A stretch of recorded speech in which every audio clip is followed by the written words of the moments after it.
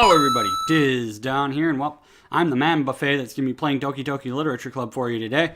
So let's see how this goes. I have no clue how this is going to be. It's a free visual novel that I've heard is pretty fucking creepy and shitty. So we're going to go. We're going to do this. There's a warning saying, not for those easily disturbed. It also had a special warning saying, if you have PTSD, depression, or suicidal thoughts, you should not be playing this game, so I'm gonna die. This is gonna be fun.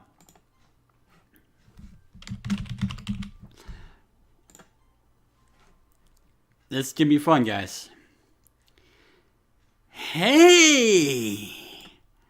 I've seen an annoying girl running toward me from the distance, waving your arms in the air like she's totally oblivious to any attention she might draw to herself.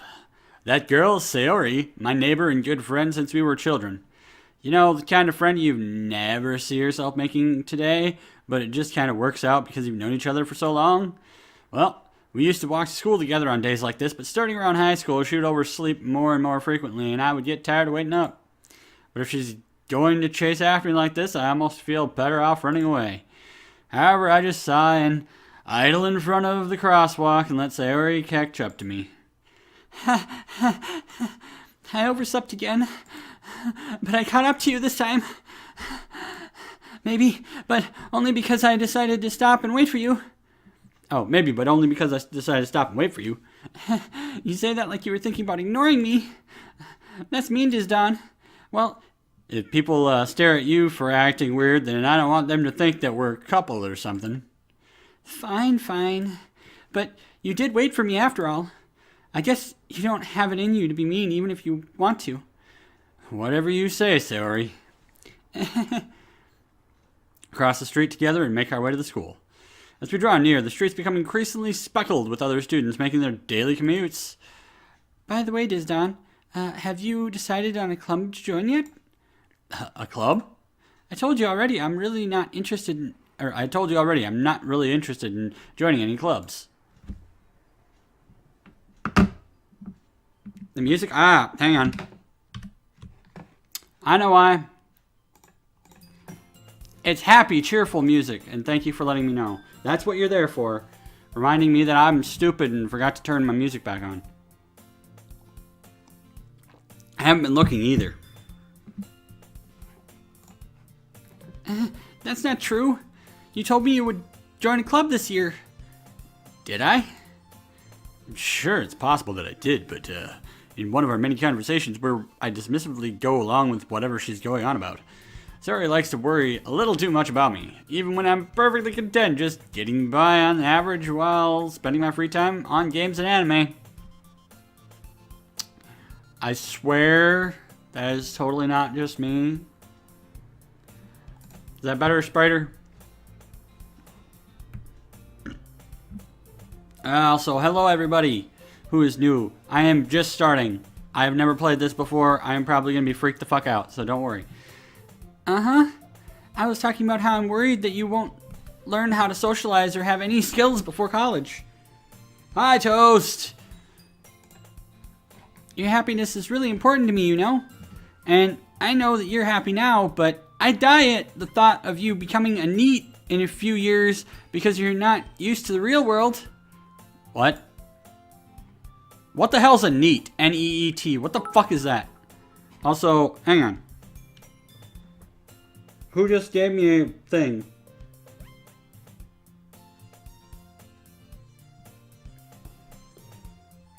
Woohoo! Someone gave me some biddies. Thank you for the biddies.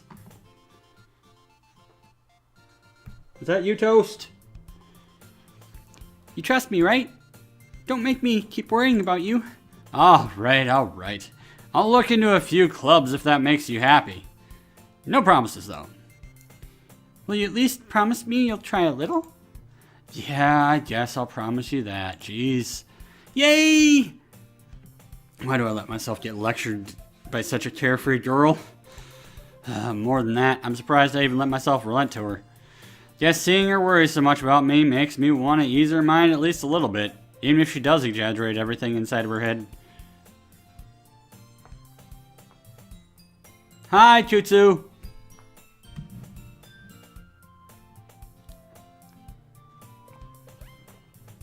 The school day is as ordinary as ever, and it's over before I know it. After I pick up my things, I stare blankly at the wall, looking for an ounce of motivation. Clubs. Sayori wants me to check out some clubs. Guess I'll have no choice but to start with the anime club. Hello? Sayori? Sayori must have come into the classroom while I was spacing out. I look around and realize I'm the only one left in the classroom. I thought I'd catch up with you coming out of the classroom, but I saw you just sitting here and spacing out, so I came in. Honestly, you're even worse than me sometimes. I'm impressed. You don't have to wait up for me if it's gonna make you late to your own club. Well, I thought you might need some encouragement, so I thought, No, what? Well, that you could come to my club. Sayori. Yeah? There's no way I'm joining your club. Meanie. Sayori is vice president of the Literature Club. Not that I was ever aware that she had any interest in literature. In fact, I'm 99% sure she only did it because she thought it would be fun to help start a new club. Since she was the first one to show interest after the one who proposed the club, she inherited the title of vice president. That said, my interest in literature is guaranteed to be even less. Yeah, I'm going to the anime club. Come on, please. Why do you care so much anyway? There's ranks now, yes.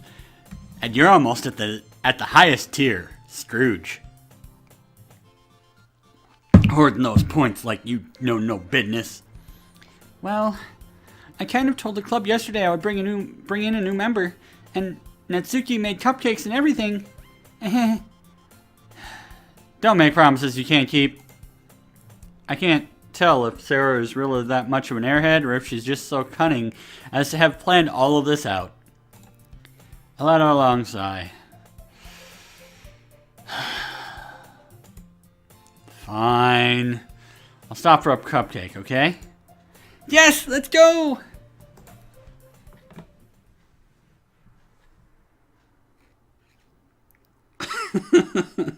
I do need that rank more than I need to draw breaths. I probably should make the entrance into that a little bit higher in the points value, but that's fine. And thus, today marks the day that I sold my soul for a cupcake. Wait. I'm a save? Because... that don't sound good. That don't sound good at all. Also, yeah. Thank you for the biddies, Toast. I dejectedly follow Sayori across the school and upstairs, a section of the school I rarely visit, being generally used for third-year classes and activities. Sayori, full of energy, swings open the classroom door. Everyone, the new member is here. I told you, don't call me a new member. I glance around the room. Welcome to the Literature Club. It's a pleasure meeting you. Sayori always did say nice things about you. Seriously, you brought a boy? Way to kill the atmosphere. Ah, Disdonn. What a nice surprise. Welcome to the club. All words escape me in this situation. We got big titty, itty bitty titties. Not like I'm actually looking, but if this is gonna go in the harem-like visual novel route, we're gonna be going down a very dark path here soon.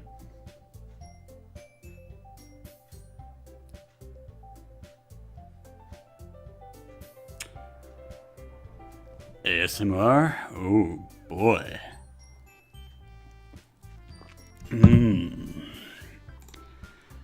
Is full of incredibly cute girls.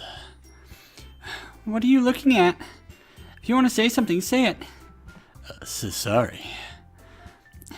Natsuki. The girl with the sour attitude, whose name apparently is apparently Natsuki, is one I don't recognize. Her small figure makes me think she's probably a first year. She's also the one who made the cupcakes, according to Sayori. You can just ignore her when she gets moody.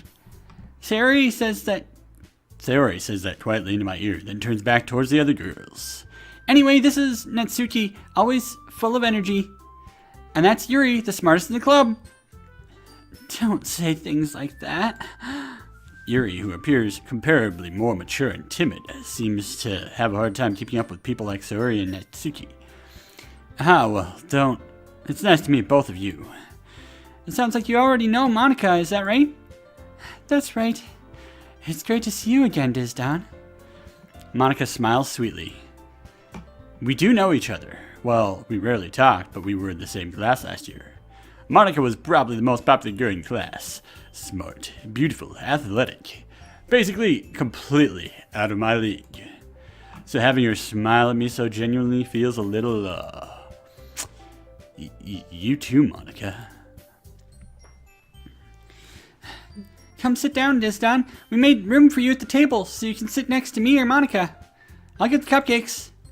Hey, I made them. I'll get them. Sorry, I got a little too excited.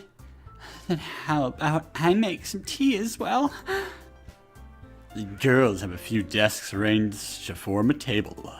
Sayori mentioned. It's been widened so that there's one space next to Monika and one space next to Sayori. Natsuki and Yuri walk over to the corner of the room where Natsuki grabs a wrapped tray and Yuri opens the closet. Still feeling awkward, I take a seat next to Sayori. Natsuki proudly marches back to the table, tray in hand. Okay, are you ready? Ta-da! Whoa! Natsuki lifts the foil on the tray to reveal a dozen white, fluffy cupcakes decorated to look like little kitty cats. The whiskers are drawn with icing and little pieces of chocolate were used to make ears. So cute! I had no idea you were so good at baking, Natsuki. Well, you know, just hurry and take one. Sayori grabs the first one, then Monika. I follow. It's delicious. Sayori talks with her mouth full and has already managed to get icing on her face. I turn the cupcake around in my fingers, looking for the best angle to take a bite. Natsuki is quiet. I can't help but notice her sneaking glances in my direction. Is she waiting for me to take a bite? I finally bite down. The icing is sweet and full of flavor. I wonder if she made it herself. This is really good. Thank you, Natsuki. Why are you thanking me? It's not like Haven't I heard this somewhere before? Made them for you or anything? I thought you technically did. Sayori said, well, maybe, but not for you dummy. All right. I give up on Natsuki's weird logic and dismiss the conversation. Yuri returns to the table, carrying a tea set. She carefully places a teacup in front of each of us before setting down the teapot next to the cupcake tray. You keep a whole tea set in this classroom? Don't worry, the teachers gave us permission. After all, doesn't a hot cup of tea help you enjoy a good book? I guess. Don't let yourself get intimidated. Yuri's just trying to impress you. That's not... Insulted, Yuri looks away. I mean that, you know... I believe you. Well, tea and reading might not be a pastime for me, but at least I enjoy tea. I'm glad. Yuri faintly smiles to herself in relief. Monika raises an eyebrow, then smiles at me. So, what made you consider the literature club? I was afraid of this question. Something tells me I shouldn't tell Monika that I was practically dragged here by Sayori. Hey, Ethan, how you doing?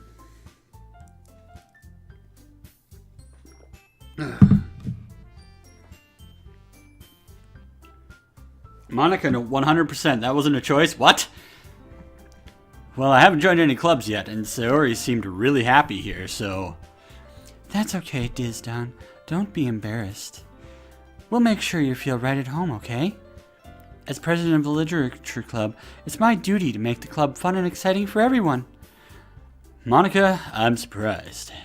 How come you decided to start your own club? You could probably be board member for any of the major clubs. Weren't you a leader of the debate club last year? Well, to be honest, I can't stand all the politics around the major clubs. Feels like nothing but arguing about budget and publicity and how to prepare for events. I'd much rather take something I personally enjoy and make something special out of it. And if it encourages others to get into literature, then I'm fulfilling that dream. Monica really is a great leader. Yuri nods in agreement. Then I'm surprised there aren't more people in this club yet. It must be hard to start a new club. You could put it that way. Not many people are very interested in putting out all the effort to start something brand new, especially when it's something that doesn't grab your attention like literature. You have to work hard to convince people that you're both fun and worthwhile, but it makes school events like the festival that much more important. I'm confident that we can all really grow this club before we graduate. Right, everyone? Yeah! We'll do our best. You know it. I think I got 3 of the 4 voices down. Everyone enthusiastically agrees. Such different girls, all interested in the same goal. Monica must have worked really hard to find these 3. Maybe that's why they were all so delighted by the idea of a new member joining. Though I still don't really know if I can keep up with their level of enthusiasm about literature. So, Disdonn, what kinds of things do you like to read? Well, considering how little I've read these past few years, I don't really have a good way of answering that. Manga? I mutter quietly to myself, half joking. Natsuki's head suddenly perks up. It looks like she wants to say something, but keeps quiet. Not much of a reader, I guess. Well, that can change. What am I saying? I spoke without thinking after seeing Yuri's sad smile. Anyway, what about you, Yuri? Well, let's see. Yuri traces the rim of her teacup with her finger. My favorites are usually novels that build deep and complex fantasy worlds. The level of creativity and craftsmanship behind them is amazing to me. And telling a good story in such a foreign world is equally impressive. Yuri goes on, clearly passionate about her reading. She seemed so reserved and timid since the moment I walked in, but it's obvious by the way her eyes light up that she finds her comfort in the world of books, not people. But I like a lot of things. Stories with deep psychological elements usually immerse me as well. Isn't it amazing how a writer can so deliberately take advantage of your own lack of imagination to completely throw you for a loop? Anyway, I've been reading a lot of horror lately. Hi, Monk, how you doing? I just started Doki Doki Literature Club. Hopefully you stay for the ride. It's going to be a fun one. It's going to be interesting. I read a horror book once. Desperately grasped something I can relate to at the minimal level. At this rate, you might as well be having a conversation with a rock. Emerrock. Really? I wouldn't have expected that, Yuri. For someone as gentle as you. I guess you could say that. But if a story makes me think or takes me to another world, then I really can't put it down. Surreal horror is often very successful at changing the way you look at the world, if only for a brief moment. It just got meta already, guys. Holy fucking shit. It got meta already. And hey. I hate horror. Oh, why is that? Well, Natsuki's eyes dart over to me for a split second. Never mind. That's right. You usually like to write about cute things, don't you, Natsuki? What? What gives you that idea? You left a piece of scrap paper behind last club meeting. It looked like you were working on a poem called... Don't say it out loud! And give that back! Fine. You and your cupcakes, your poems, everything you do is just as cute as you are. Sari sidles up behind Natsuki and puts her hands on her shoulders. I'm not cute. Natsuki, you write your own poems? Well, I guess I do sometimes. Why do you care? I think that's impressive. Why don't you share them sometime? No. Natsuki averts her eyes. You wouldn't like them. Not very confident writer yet. I understand how Natsuki feels. Sharing that level of writing takes more than just confidence. The truest form of writing is writing to oneself. You must be willing to open up to your readers, exposing your vulnerabilities and showing even the deepest reaches of your heart. Do you have writing experience too, Yuri? Maybe if you share some of your work, you can set an example and help Natsuki feel comfortable enough to share hers. I guess it's the same for Yuri.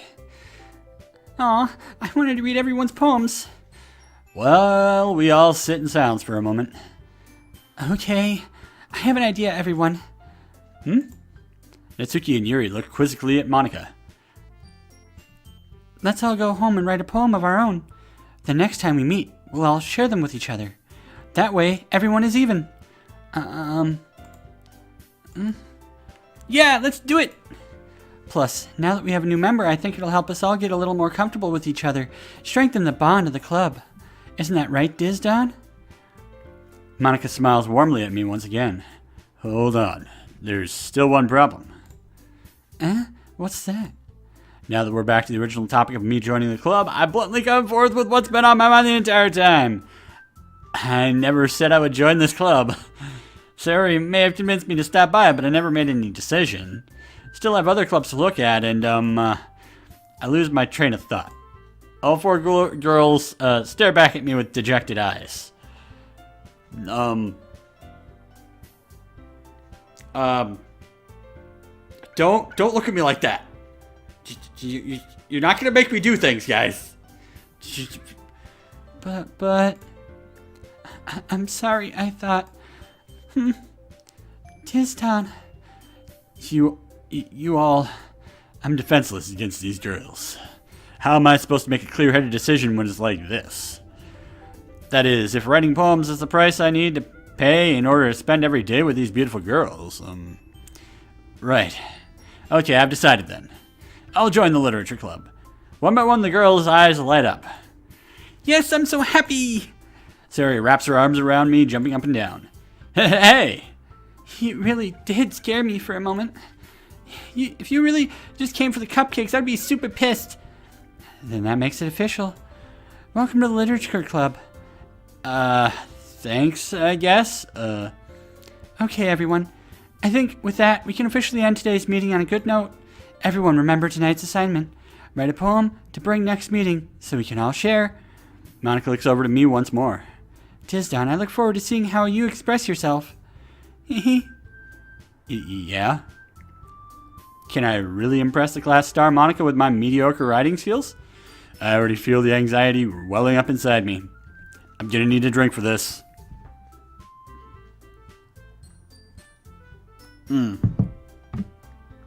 Oh boy. Meanwhile, the girls continue to chit-chat as Yuri and Natsuki clean up their food. Hey, Disdonn, since we're already here, do you want to walk home together? That's right, Sari and I never walk home together anymore because she always stayed after school for clubs.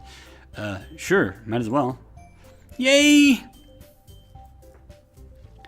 With that, the two of us depart the club room and make our way home. The whole way, my mind wanders back and forth between the four girls. Sayori, Natsuki, Yuri, and of course Monica. Will I really be happy spending every day after school in a literature club? Perhaps I'll have the chance to grow closer to one of these girls. Alright, I just need to make the most of my circumstances, and I'm sure good fortune will find me. I'm doing that because I'm not, that's another line of just, I don't think I'm making good decisions here. And I guess that starts with me writing a poem tonight.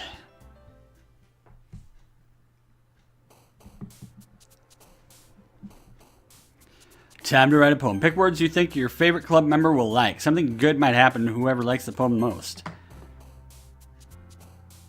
Unrequited.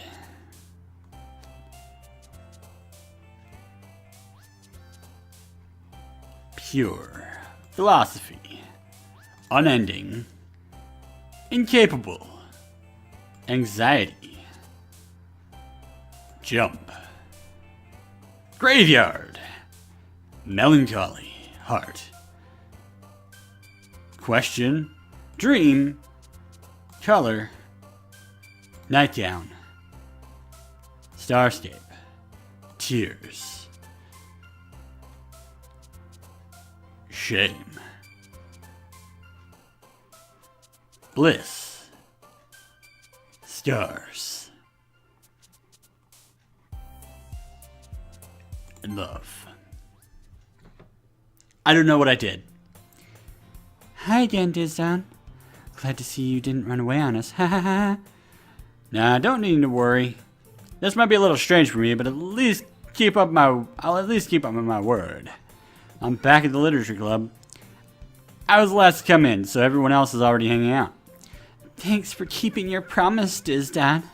I hope this isn't too overwhelming of a commitment for you, making you dive headfirst into literature when you're not accustomed to it.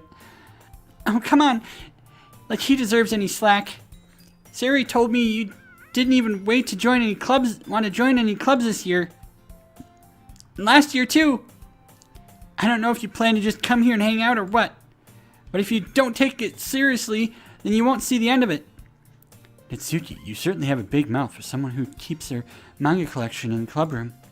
Natsuki finds herself stuck between saying Monica and manga.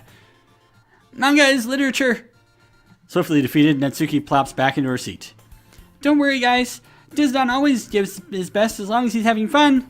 He helps him with his busy work without even asking. Like cooking, cleaning my room. How dependable. Sari, that's because your room is so messy it's distracting. And you almost set your house on fire once. Is that so? You two are really good friends, aren't you? I might be a little jealous. Yandere-chan? No. How come? You and Disdonn can become good friends too? Sayori? As usual, Sayori seems oblivious to the weird situation she's put me into. Oh, Yuri even brought you something today, you know? Wait, Sayori? Me? Not really.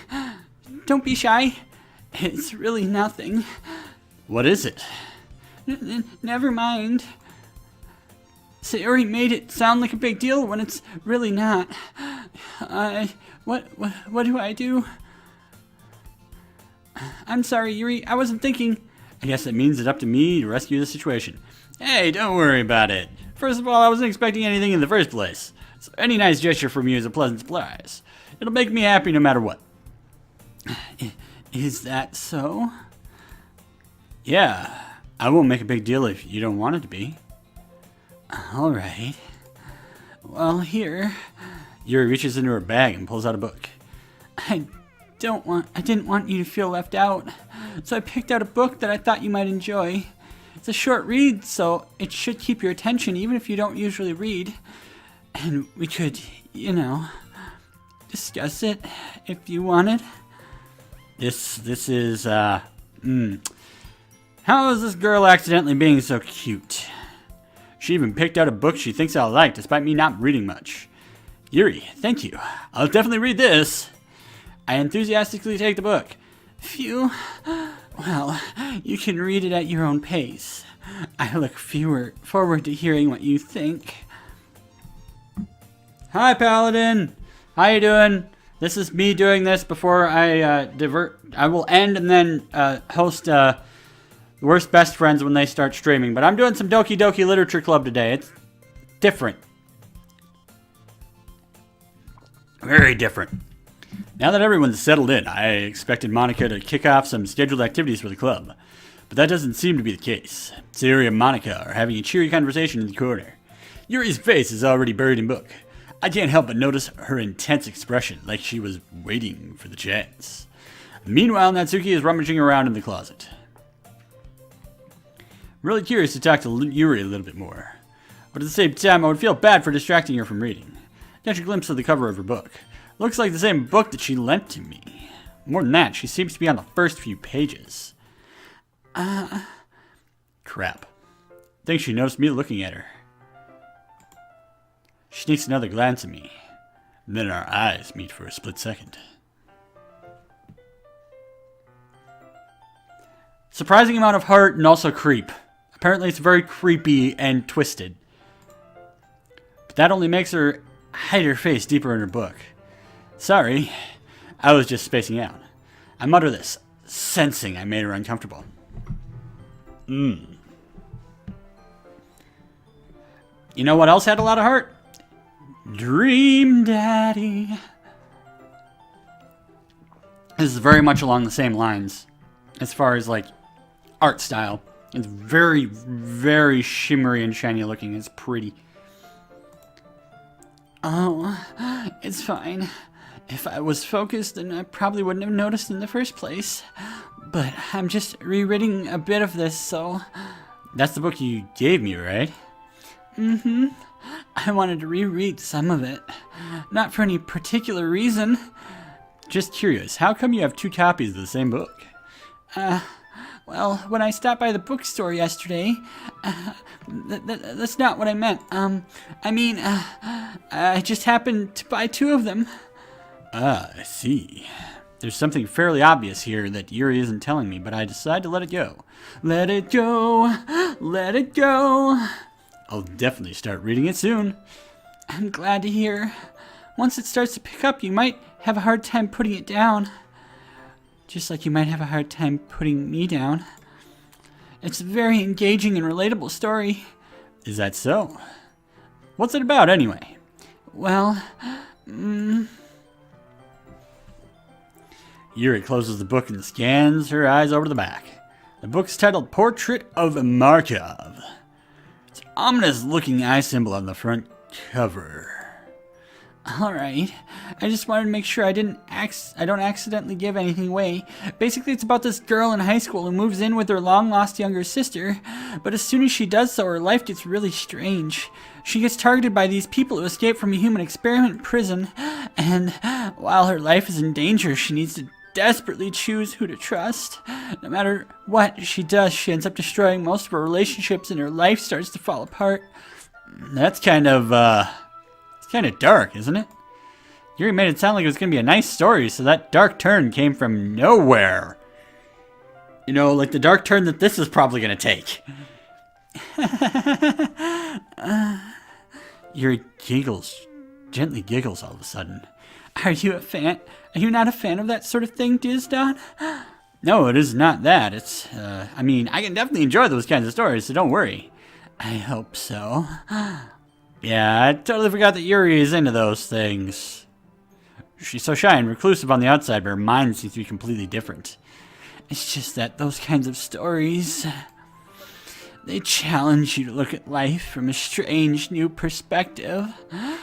When horrible things happen, not just because someone wants to be evil, but because they have their own goals or their own philosophy that they believe in, then suddenly when you thought you related to the protagonist, they're made out to be the naive one for letting their one-sided morals interfere with the villain's plans.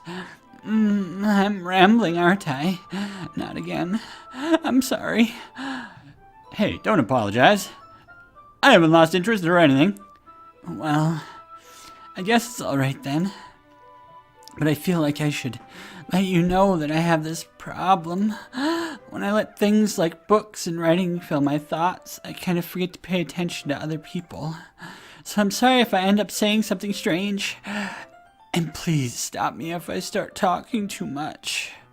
I really don't think you need to worry. That just means you're passionate about reading. The least I can do is listen. It's a literature club after all. That's true. In fact, I might as well get started reading it, right? You don't have to. What are you saying? Just a moment ago, you said you were looking forward to it. Let me just get the book. Quickly retrieve the book that I put in my bag. Alright. It's fine if I sit here, right? I slip into the next seat next to Yuri's. Yeah. Are you sure? You seem a little apprehensive. That's I'm sorry. It's not that I don't want you to. It's just that it's something I'm not very used to. That is, reading in company with someone. I see. Well, just tell me if I end up distracting you or anything. Alright. I open the book and start the prologue. Soon understand what Yuri means about reading in company. It's as if I can feel her presence over my shoulders as I read. It's not a particular bad thing. Maybe a little distracting, but the feeling is somewhat comforting. Yuri's in the corner of my eye. I realize that she's not actually looking at her own book. I glance over. It looks like she's reading from my book instead. Sorry. I was just... Yuri, you really apologize a lot, don't you? I do. I don't really mean to. Sorry. I mean... Here, this should work, right?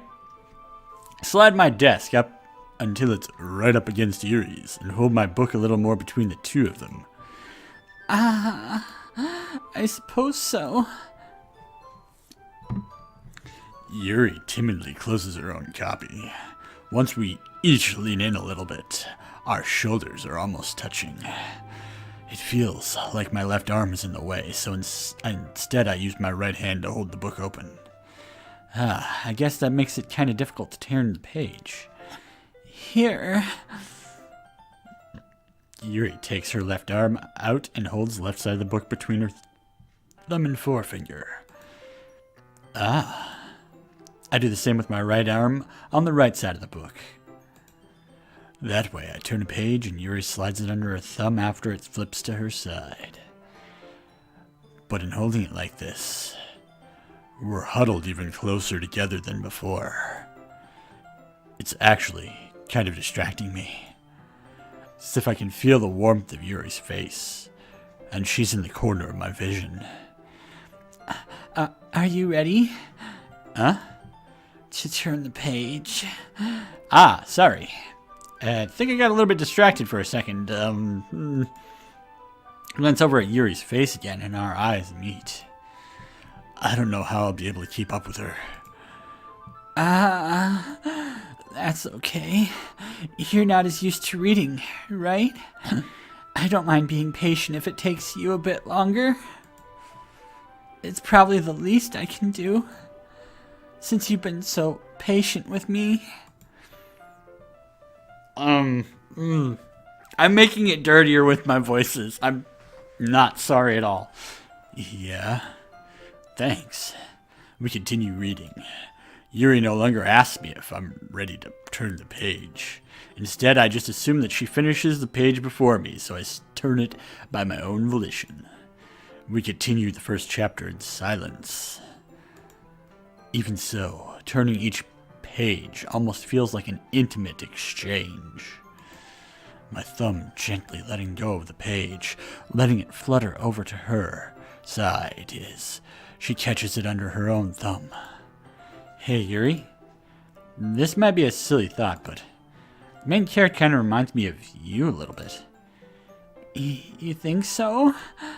How does she? Well, I guess she's more blunt in a lot of ways, but she also second guesses all the things she says and does. Like she's afraid she'll do something wrong. It's not like I can see into your head or anything, but they're kind of reminiscent of some of your mannerisms. I see. Yuri remains silent for a moment. But Disdonn, that's probably a terrible thing to have in common with her. That's so embarrassing that you think that. Well, wait. I didn't mean it in a bad way or anything. Sorry, I really didn't know you were self-conscious about that sort of thing. I guess I'm more meant that it's kind of cute. What are you saying all of a sudden? Okay, everyone. I think it's about time we share today's poems with each other. We might not have enough time if we wait too long. Yuri exhales, spared from finishing her thought. Is that all right, Yuri? You look kind of down. I'm sorry if you've been looking forward to this. It's not. It's fine. Yuri releases her hand from the book, causing it to close on top of my thumb. All right. I guess I'll do some more reading tonight. Or would you prefer that I only read it with you? I guess I don't have too much preference either way. In that case, I'll read a little more tonight. It'll be more fun to read with you after it picks up a bit, you know? That's good reasoning. In that case, feel free to finish the first 2 chapters in your own time. All right. Stand up. I make a mental note of where I left off in the book and then slip it back into my bag. By the way, did you remember to write a poem last night? Yeah? My relaxation ends. I can't believe I agreed to do something so embarrassing. Couldn't really find much inspiration since I've never really done something like this before. Well, now that everyone's ready, why don't you find someone to share it with? I can't wait! Sayori and Monica enthusiastically pull out their poems. Sayori's is a wrinkled sheet of loose leaf torn from Spiral Notebook. On the other hand, Monica wrote hers in a composition notebook. I can already see Monica's pristine handwriting from where I sit. Natsuki and Yuri reluctantly comply as well, reaching into their own bags. I do the same myself. Who should I show my poem to first? I'm going to save here because the poem thing is probably going to be important. I think, since I haven't talked to Natsuki today, I should probably go with Natsuki first. Plus, she was the one who has a little bit of a manga affiliation, as well as the fact that she's the one who wrote the poem first. I told Natsuki I was interested in her poems yesterday. It's probably only fair if I shared mine with hers first. Well, it's about what I expected from someone like you. That's a little blunt. Well, excuse me. It's not like I said it was bad. I'm gonna give her a Valley Girl accent now. I think that her attitude suits that. It's just that it just didn't evoke any emotions. So basically, it's not cute enough for your taste? Do you want to get smacked? I'll pass. Well, anyway, I guess I need to show you mine. Not that you'll like it. Eagles can fly, monkeys can climb, crickets can leap, horses can race, owls can seek, cheetahs can run, eagles can fly, people can try. But that's about it. Yeah, I told you that you weren't gonna like it. I like it. What? Just be honest. I am. Why are you so convinced that I wouldn't like it? Well, because everyone in high school thinks that writing has to be all sophisticated and stuff, so people don't even take my writing seriously. But isn't the point of writing poems for people to express themselves? Your writing style wouldn't make your message any less valid. Yes, exactly. I like when it's easy to read, but it hits you hard. Like in this poem, seeing everyone around you do great things can be really disheartening. So I decided to write about it. Yeah, I understand. But the other nice thing about simple writing is that it puts more weight on the wordplay. Like, I set up for a rhyme at the end, but then also it made it fall flat on purpose. It helps bring out the feeling of that last line. So you did. I guess more went into it than I realized. That's what it means to be a pro. I'm glad you learned something. Didn't expect that from one of the youngest here, did you? Yeah, I guess not. I decided to humor her with her last comment. I don't really care how old everyone is, but if Natsuki is feeling proud, then I won't take that away from her. Who should I show my poem to next? Neighbor, I'll save the best for last. Sayori. This is a good poem, Disdonn. Are you sure it's your first time? Of course. It's not that good. Am I the kind of guy who would be writing poems in his spare time? I guess you're right. But that's why it impressed me. Well, to be honest, I was afraid that you wouldn't do it seriously, or that you wouldn't write one at all. I'm really happy that you wrote one. It just reminds me of how you're really a part of the club now. Not to mention the fact that I'm standing right in front of you in the club room. Of course. I'm not really into it yet, but that doesn't mean I'll break my promise. See? It's like I said before, Disdonn. Deep down, you're not selfish at all, you know? Trying new things like this for other people, that's something that only really good people do. Thanks, Saori. I'm not sure if Saori sees the full picture of my motive here. Then again, I can't deny that she's part of the reason I joined. Knowing how much this means to her and all. Yeah, and I'm gonna make sure that you have lots of fun here, okay? That'll be my way of thanking you. Alright, I'm gonna hold you to that then. Yay! Now, you read my poem too, right? Don't worry. Don't worry, I'm really bad at this. We'll see about that. Alright, second poem. Dear sunshine, the way you glow through my blinds in the morning, it makes me feel like you missed me. Kissing my forehead to help me out of bed, making me rub the sleepy from my eyes. Are you asking me to come out and play? Are you trusting me to wish away a rainy day? I look above, the sky is blue. It's a secret, but I trust you too. If it wasn't for you, I could sleep forever, but I'm not mad. I want breakfast. Saori, this is just a guess, but did you wait until this morning to write this? No, just a little bit. You can't answer just a little bit to a yes or no question. I forgot to do it last night. Well, at least that makes me feel a little bit better about myself. Don't be mean. I still tried my best.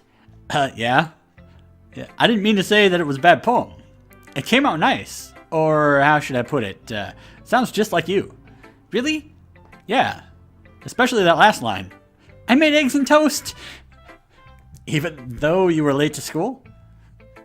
It's bad to skip breakfast. I get all cranky. Well, I guess there's no point in arguing.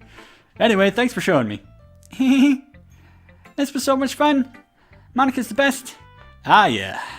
But next time I won't forget. And I'm gonna write the best poem ever. Well, I guess I'll look forward to it. So how's everybody doing and enjoying my little bit of voice acting? Monica. Hi, Disdonn. Having a good time so far? Ah, yeah. Good. Glad to hear it. By the way, since you're new and everything, if you ever have any suggestions for the club, like new activities or things we can do better, I'm always listening. Don't be afraid of bring things up, okay? Alright, I'll keep that in mind. Of course I'll be afraid to bring things up. I'm much better off just going with the flow until I'm more settled in. Anyway, want to share your poem with me? It's kind of embarrassing, but I guess I'll have to. Don't worry, Disdonn. We're all a little embarrassed today, you know? But it's that sort of barrier that we can learn to get past soon. Yeah, that's true. I hand Monica my poem. Mm-hmm. Great job, Disdonn. I was going ooh in my head while reading it. It's really metaphorical. I'm not sure why, but I didn't expect you to go for something so deep. I guess I underestimated you. It's easiest for me to keep everyone's expectations low. That way I always counts when I put in some effort. That's not very fair. Well, I guess it worked out anyway. You know that Yuri likes this kind of thing, right? Writing that's full of imagery and symbolism? Unlike Saori, who likes using simple and direct words to describe happiness or sadness. Yuri likes it when readers are left to derive their own meaning out of it. It's very challenging to write like that effectively, both allowing people to get something out of it just by feel, or letting them deeply analyze all of the nuances. It can take years of practice, which I'm assuming Yuri has at this point. I never really asked, though. I'm sure I'm nowhere near her level yet. Don't worry so much about that. You do your own thing. Just keep exploring and learn by trying new things. Lessons from a fucking visual novel. Just keep exploring and learning to do new things. Do you, do your best you, and be good at what you're good at, and don't feel ashamed of it. I'm sure I'll end up trying different things a lot. It could take a little while before I feel comfortable doing this. That's okay. I'd love to see you try new things. That's the best way to find kind of kind of style that suits you. Everyone else might be a little biased toward their own kinds of styles, but I'll always help you find what suits you the most. So don't force yourself to write the way everyone else wants you to write. It's not like you have to worry about impressing them or anything. Anyway, do you want to read my poem now? Don't worry, I'm not very good. You sound pretty confident for someone who claims to be not very good. Well, that's because I have to sound confident. That doesn't mean I always feel that way, you know? I see. Well, let's read it then. Oh, this is a long one. Hole in wall. It couldn't have been me. See the direction the sparkle protrudes? A noisy neighbor? An angry boyfriend? I'll never know. I wasn't home. I peer for a clue. No, I can't see. I reel blind, like a film left out in the sun. But it's too late. My retinas, already scorched with a permanent copy of the meaningless image. It's just a little hole. It wasn't too bright.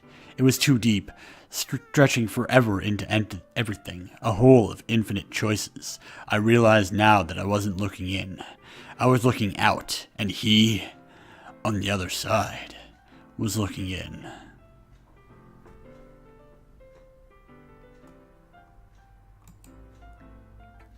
She got a fucking peeping Tom or something? What the fuck? So, what do you think? It's very freeform, if that's what you call it. Sorry, I'm not really the right person to ask for feedback. I'm gonna move a little bit. Yeah. No.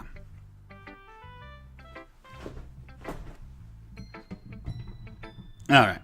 That's a little bit better.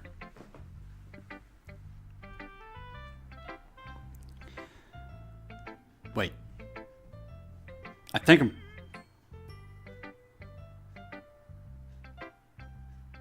No, I think I need to move the other way. Sorry. Adjusting my fat ass. There we go. Alright. Sorry, I'm not really the right person to ask for feedback. That's okay. I mean, that kind of style has gotten pretty popular nowadays. That is, a lot of poems have been putting emphasis on the timing between words and lines.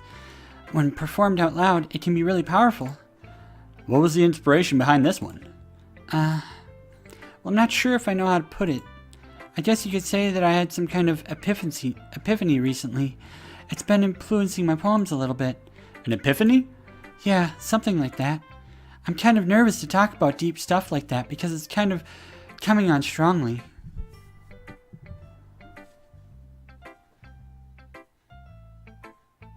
Yeah, I was right. God damn it. I'm on the wrong side. 1 second. I need to adjust myself so that I'm better positioned for this. Blah, blah, blah, blah. Sorry, guys. Because I want to be... It's one that I am not, like, staring directly at the screen. I have to, like, read. So I want to be at a good angle because I'm on a... If you want to, like, 42-inch TV here. So I got to be at a position where I'm... appear like I'm looking at the screen while I'm looking at the screen in the frame, if you want to know what I mean. So I'm a little bit of a perfectionist like that sometimes. Maybe after everyone's better friends with each other. Anyway.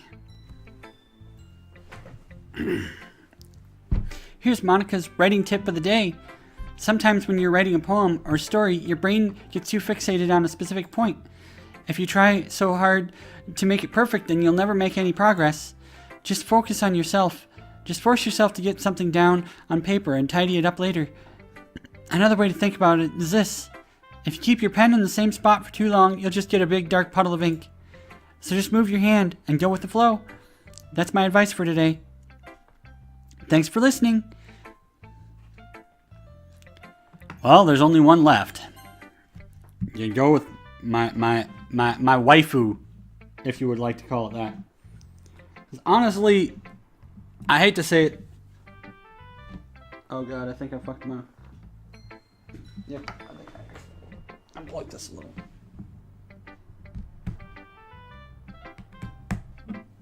There we go. I unplugged it a little on accident. My phone, which is where I'm able to read the chat, if you guys want to do chats.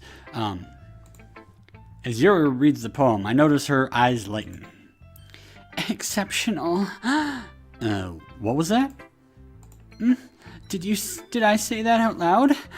Yuri first covers her mouth, but then ends up covering her whole face. He's gonna hate me. You really didn't do anything wrong, Yuri. I guess you're right. What am I getting so nervous for? Yuri takes a breath. So, what kind of writing experiences do you have?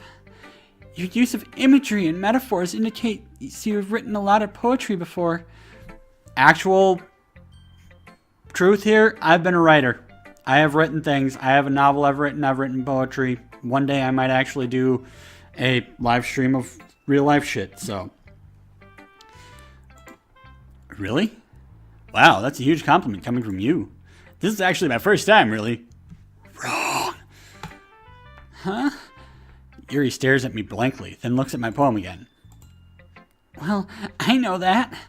I just meant, Yuri trails off, unable to find an excuse. She traces her finger along the words in the poem, and as if breaking it down more thoroughly.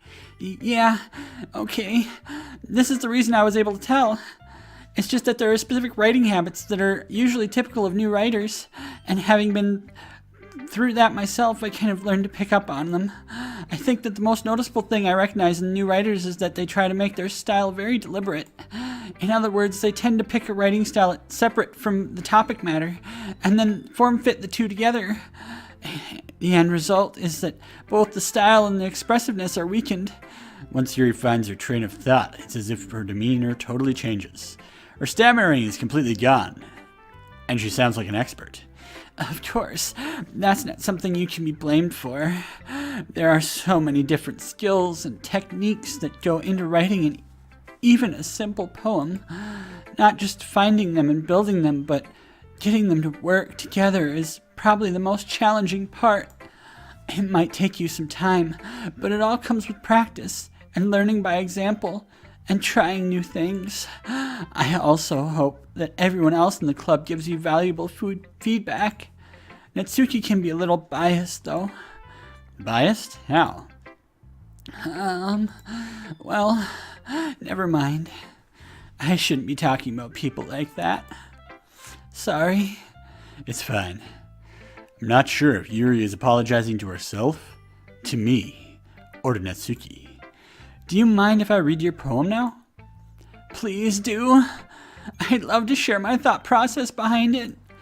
Yuri smiles dreamily as if it's a rare opportunity for her, which itself is kind of funny. After all, isn't this supposed to be a literature club? Ghost under the light. The tendrils of my hair illuminate beneath the amber glow, bathing. It must be this one, the last remaining streetlight to have withstood the test of time, the last yet to be replaced by the sickening blue-green hue of the future. I bathe, calm, breathing air out of the present, but living in the past. The light flickers. I flicker back. I'm sorry to have such terrible handwriting. What? I wasn't thinking that at all. But it took you a long time to read. Ah, well, I just don't read script very often. I actually think your handwriting is pretty. That's a relief. Also, I like the poem. Even though it's short, it was really descriptive. It wasn't too short. I usually write longer poems. Not at all. I'm really glad you like it. I'll be honest. Since it's our first time sharing, I wanted to write something a little more mild. Something easy to digest, I suppose. Are you into ghosts, Yuri? Actually, the story isn't about ghosts at all, Disdonn. Really? I must have totally missed the point. Well, I suppose you did only glance over it after all. But remember that poets often express their own thoughts, feelings, and experiences in their work. They usually do more than tell a simple story or paint a picture. In this case, perhaps the subject of the poem is only being symbolically compared to a ghost, lingering in her last remaining place of comfort, unable to let go of the past, and soon to be left with nothing. That's a lot more solemn, putting it that way. I hadn't even thought of that. That's impressive. It's nothing, really. Yours was impressive too, so... Nah. If anything, I could probably learn a thing or two for you. You think so? Yeah, of course. You know, I was really nervous about doing all this, but in the end, I enjoyed it. I'm going to keep doing my best for you, Disdonn. Me too. Phew. I guess that's everyone. I glanced around the room. That was a little more stressful than I anticipated. It's as if everyone is judging me for my mediocre writing abilities.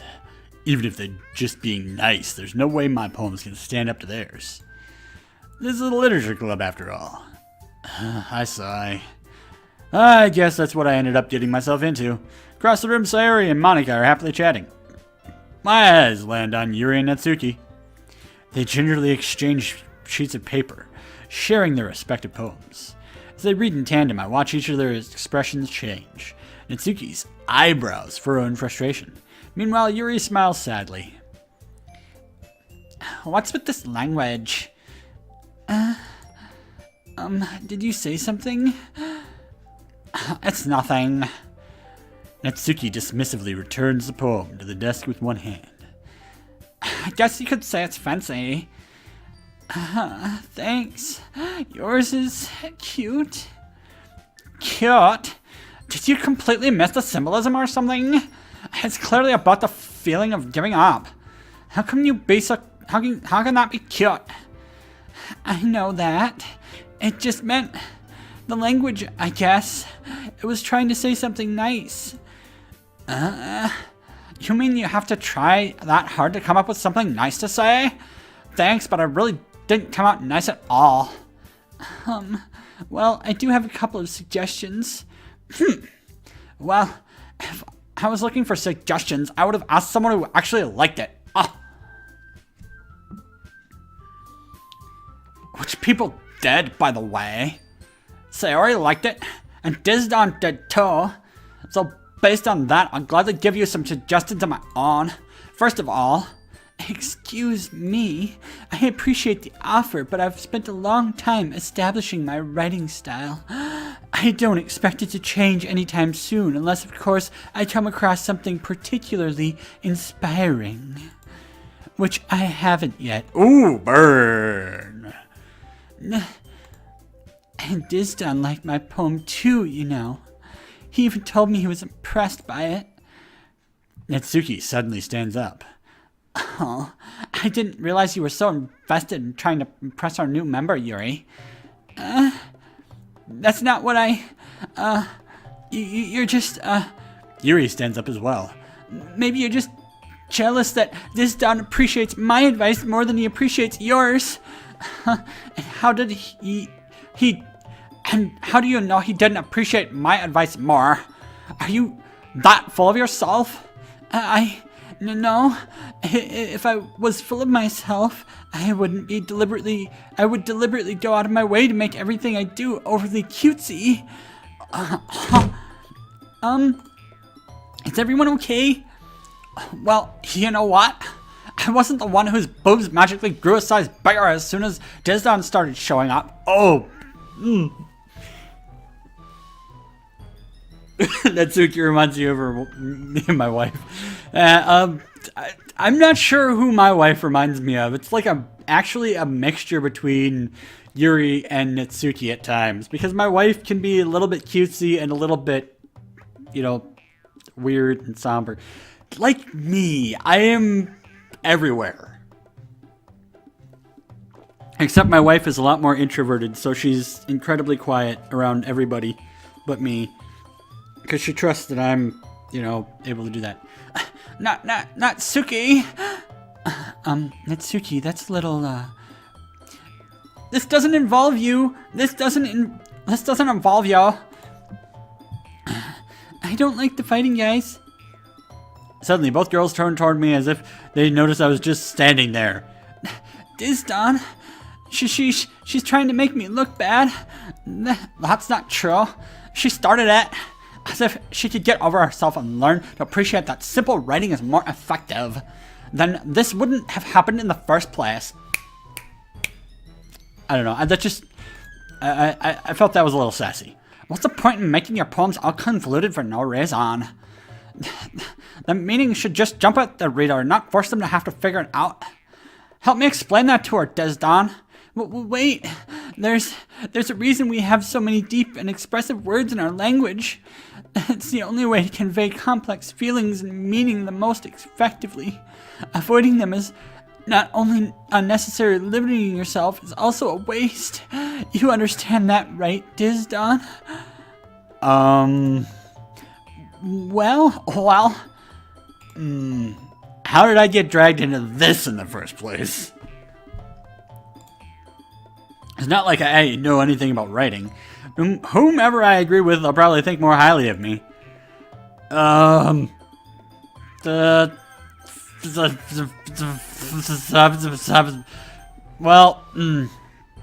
I'm probably gonna go with Yuri, and my explanation is that, the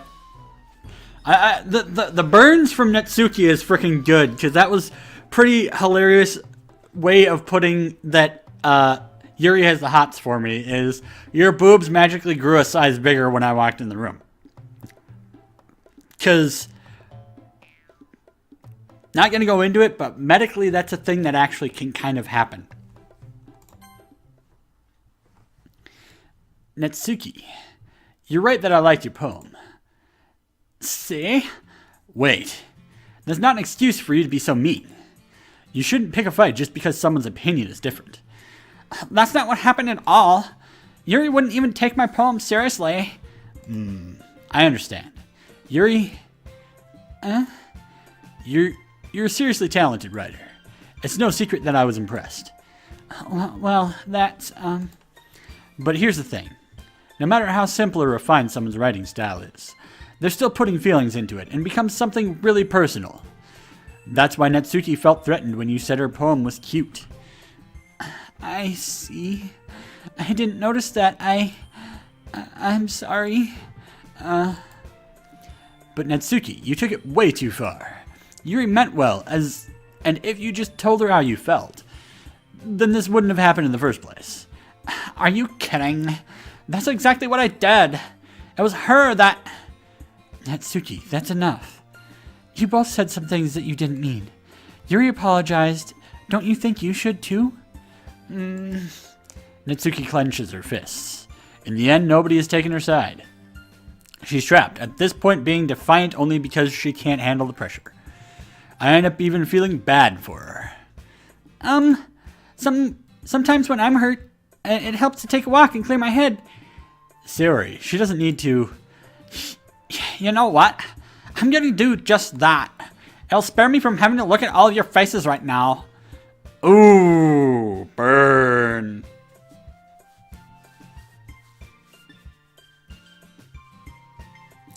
Oh, I took it that she was stuffing a bit.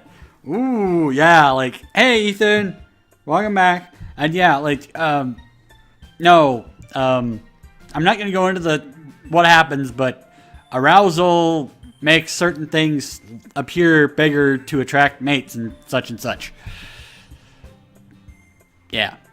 Without roaring, Natsuki snatches her poem from the desk and storms out. On her way out, she crumples up the poem with her hands and throws it in the trash. Natsuki! She really didn't need to do that. I look across the room. Yuri has chin buried in her hands while she stares down at her desk. I gingerly approach her and sit just in an adjacent chair. Everything all right? I'm so embarrassed. I can't believe I acted like that. You probably hate me now. No, Yuri. How could anyone have gotten frustrated after being treated like that? You handle it as well as anyone could. I don't think any less of you. Well, alright, I believe you. Thanks, Disdonn, you're too kind. I'm thankful to have you as part of the club now. It's nothing. One more thing. That one thing that Natsuki said about, I would never do anything so shameful. So... What thing did Natsuki say? Well, never mind that. I'm gonna make some tea. Good idea. Okay, Cerebral, you were probably on the right train of thought, because she actually did mean stuffing the bra, because Yuri just said something about she wouldn't do anything that shameful, as in stuffing her bra. Make enough for more than one person, okay? Yeah. Okay, everyone. It's just about time for us to leave. How do you all feel about sharing poems? It was a lot of fun. Well, I'd say it was worth it. It was all right. Well, mostly. Disdonn, how about you? Yeah, I'd say the same. It was a neat thing to talk about with everyone. Awesome. In that case, we'll do the same thing tomorrow. And maybe you learned something from your friends, too. So your poems will turn out even better. I think to myself, I did learn a little bit more about the kinds of poems everyone likes. With any luck, that means I can at least do a better job impressing those who I want to impress. I nodded myself with newfound determination. Disdonn, ready to walk home? Sure, let's go. Sayori beams up at me. It truly has been a while since Sayori and I have spent this much time together. I can't say I'm not enjoying it either.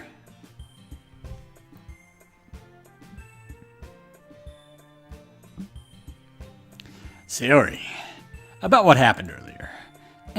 What do you mean? You know, between Yuri and Natsuki. Does that kind of thing happen often? No. That's really the first time I've seen them fight like that. I promise they're both wonderful people. You don't hate them, do you? No, I don't hate them. I just wanted your opinion, that's all. I can see why they'd make good friends with you. Phew. You know, Disdonn, it's nice that I get to spend some time with you at the club. But I think seeing you get along with everyone is what makes me the happiest. And I think everyone really likes you, too. That's, Every day is going to be so much fun.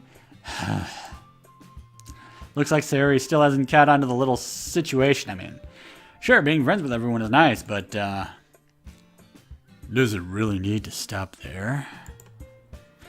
We'll just have to see what the future holds, Sayori. I pat Sayori on the shoulder. I said that more to myself than her, but it's easy to use Sayori as an internal monologue sometimes. Okay. Yeah, let's do this. Let's do this. All right.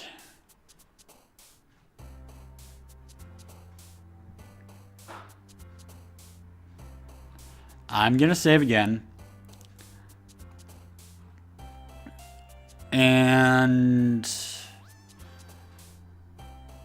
put it in this empty slot. Alright. So what I want to do is do something that's a hodgepodge of all the styles. Because if I do that, then maybe I'll be able to impress everybody.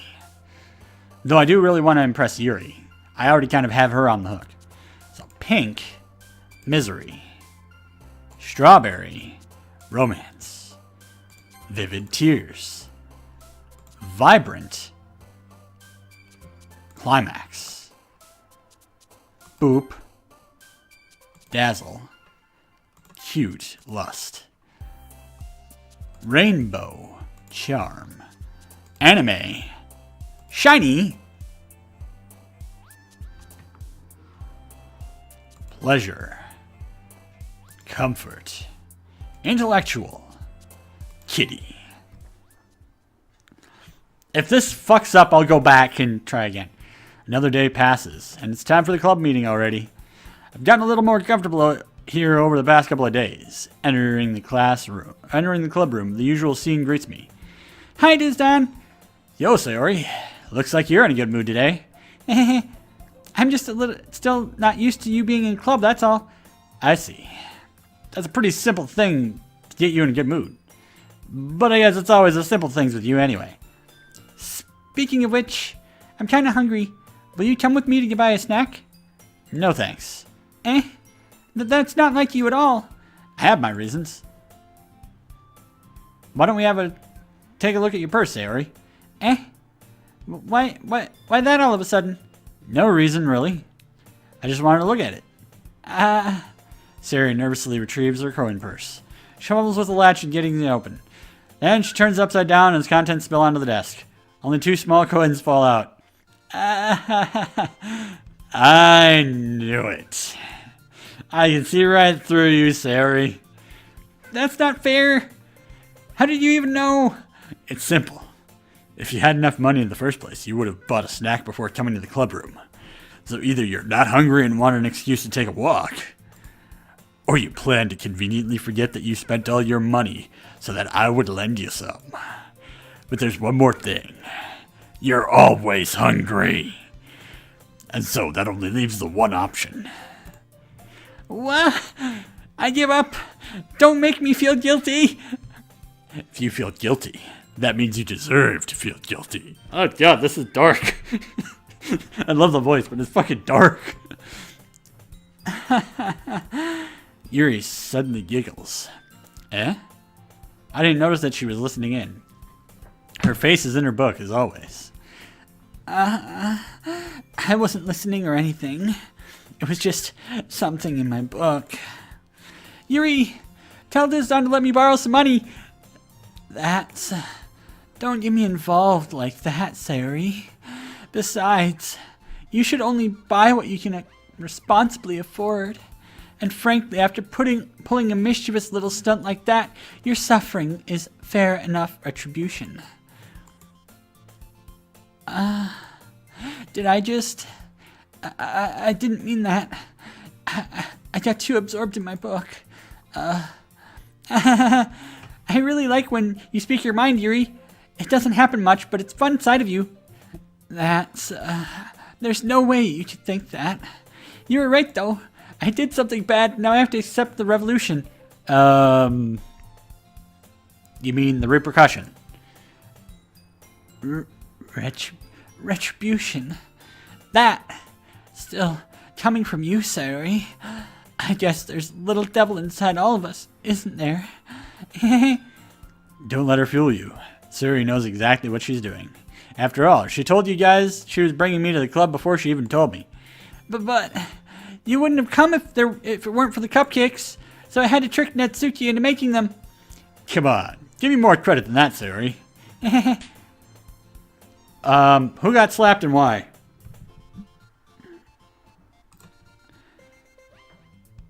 Kia! Out of nowhere, something smacks Sayori in the face and tumbles onto the desk. Ow! What was that?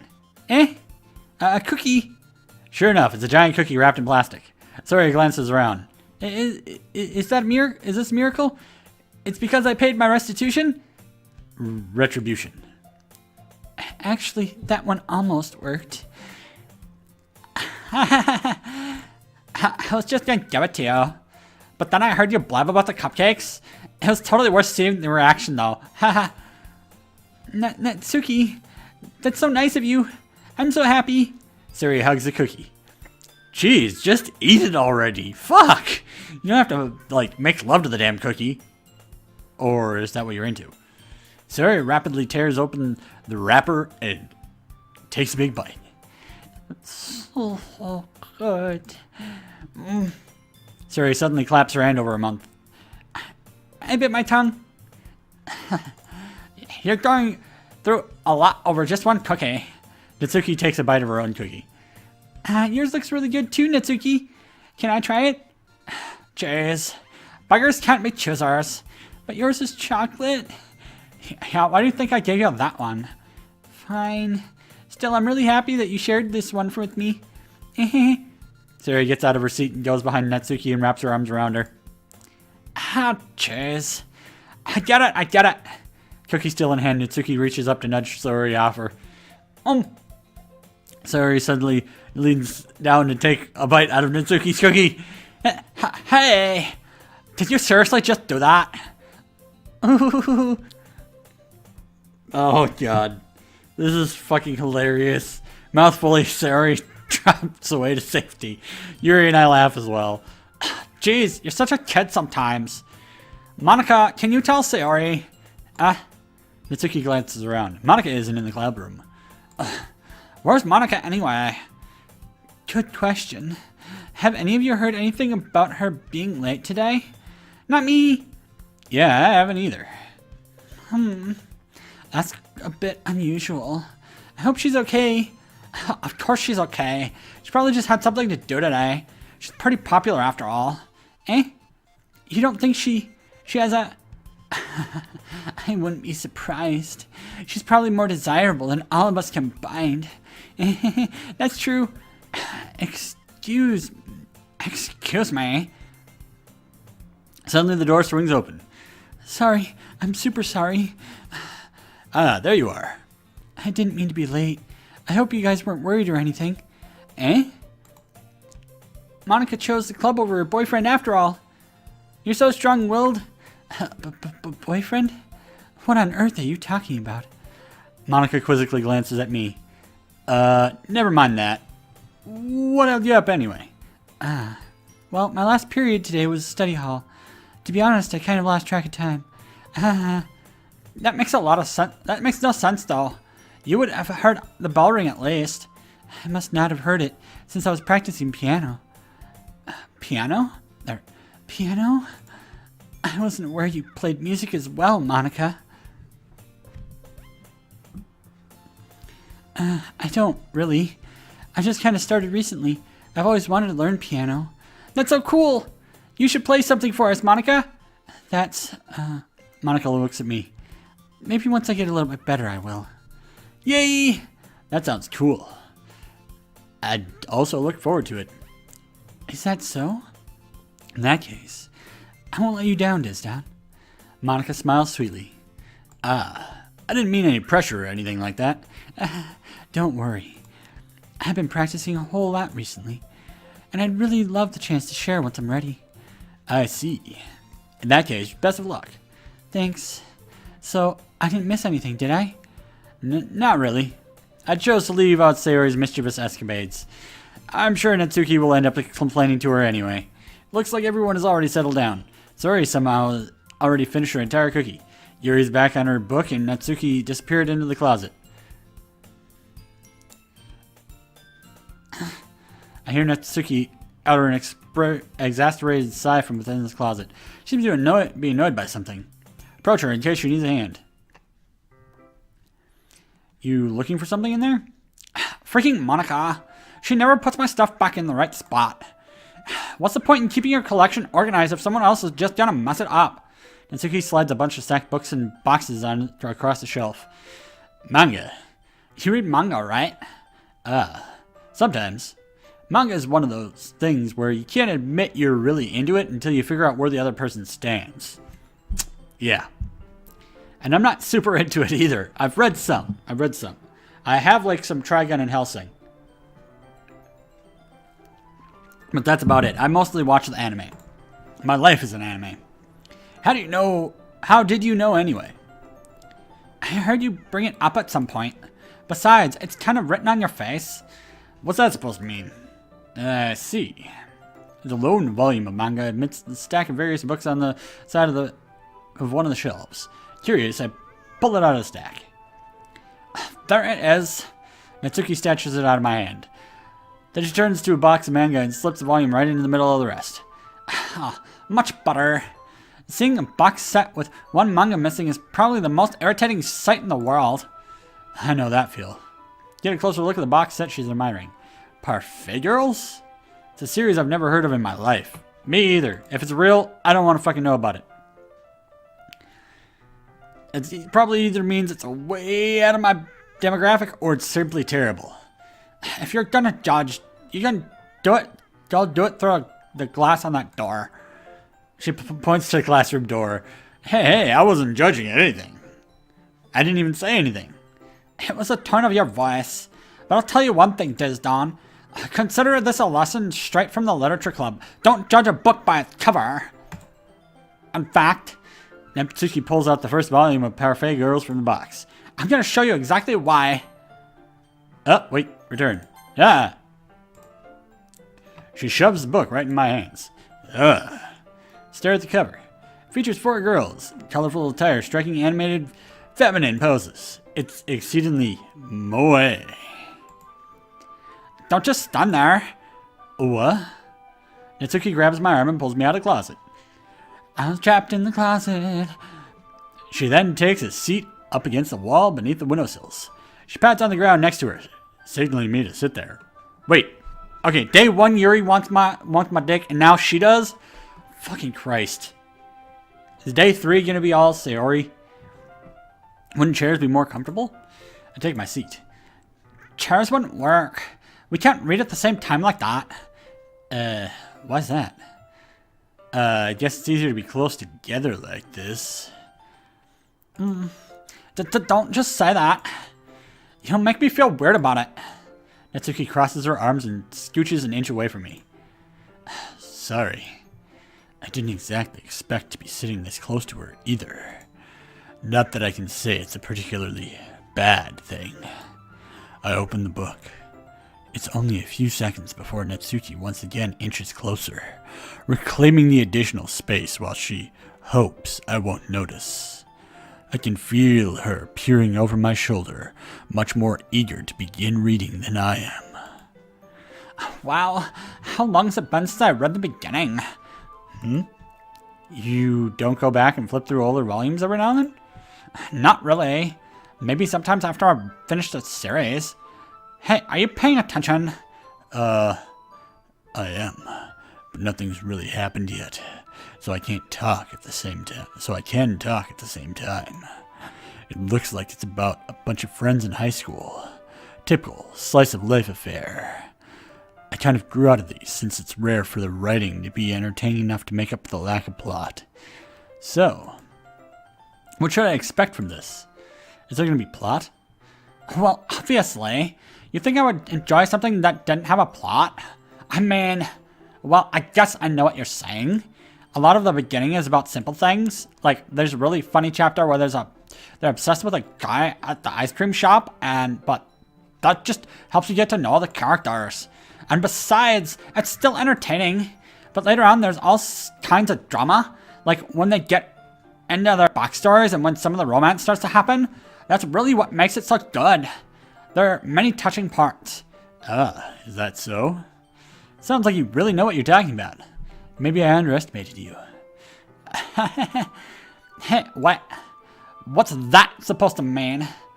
Natsuki gives me a little shove. I just meant that I haven't seen you at your full power. It's over 9,000! Sorry, I had to. Any mention of power brings me back to fucking DBZ. Good save. This chapter seems like it's about baking. This is just a guess, but is there a lot of baking in this manga? Well, Natsuki pauses for a moment, as if she doesn't want to admit something. Yeah, why does that matter? It doesn't. I was just curious. Since you enjoy baking too, right? That's just a coincidence. I just happened to get into baking around the same time I got into this manga. Like, I would ever get into anything because it's a manga. I feel bad for anyone that impressionable. Definitely not a coincidence. I guess that explains Natsuki's interest in baking. Still, of all the hobbies to pick up from a manga, that's definitely one of the better ones. Not to mention, she's really good at it. So, who am I to judge? Oh, that's very moe. Cute as buttons. We read on for a few more minutes. I've finished a couple of chapters at this point. Are you sure this isn't boring for you? It's not. Even though you're just watching me read? Well, I'm fine with that. If you say so. I guess it's fun sharing something you like with someone else. I always get excited when I convince any of my friends to pick up a series I enjoy. You know what I mean? You don't? That's not... Well, I wouldn't really know. What do you mean? Don't you share your manga with your friends?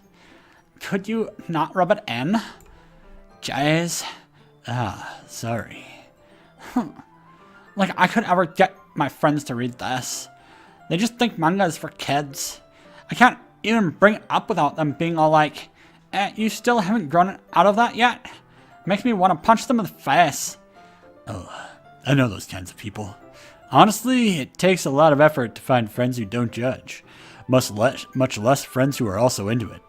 Thank you, Friday Night Fam, for being friends that don't judge. Cerebral Paladin, if you're still watching, you're one of them. Shaded Spriter, Kutsushita, all the weeboo anime fucks that we all are at times. I still need to finish watching JoJo. I'm already kind of a loser, so I guess I gravitated toward the other losers over time. But it's probably harder for someone like you. Yeah, that's pretty accurate. Wait, which part? I mean, I feel like I can't even keep it in my own room. I don't even know what my dad would do if he found this. At least it's safe here in the club room. Except Monica was kind of a jerk about it. I just can't win, can I? Well, it paid off in the end, didn't it? I mean, here I am, reading it. Well, it's not like that solves any of my problems. Maybe. But at least you're enjoying yourself, right? That look. Ugh. Yeah, I like story games like this, but most are pretty weird. Yeah, like some of them get pretty weird at times, but I like doing the voiceovers and shit and making things dirty when it's not intended to be with the ASMR voice. Just getting a little intimate, like I'm on a late night radio show. Broadcasting for some smooth jazz to all those lonely lovers out there waiting to be connected as their ships pass in the oceans of the night.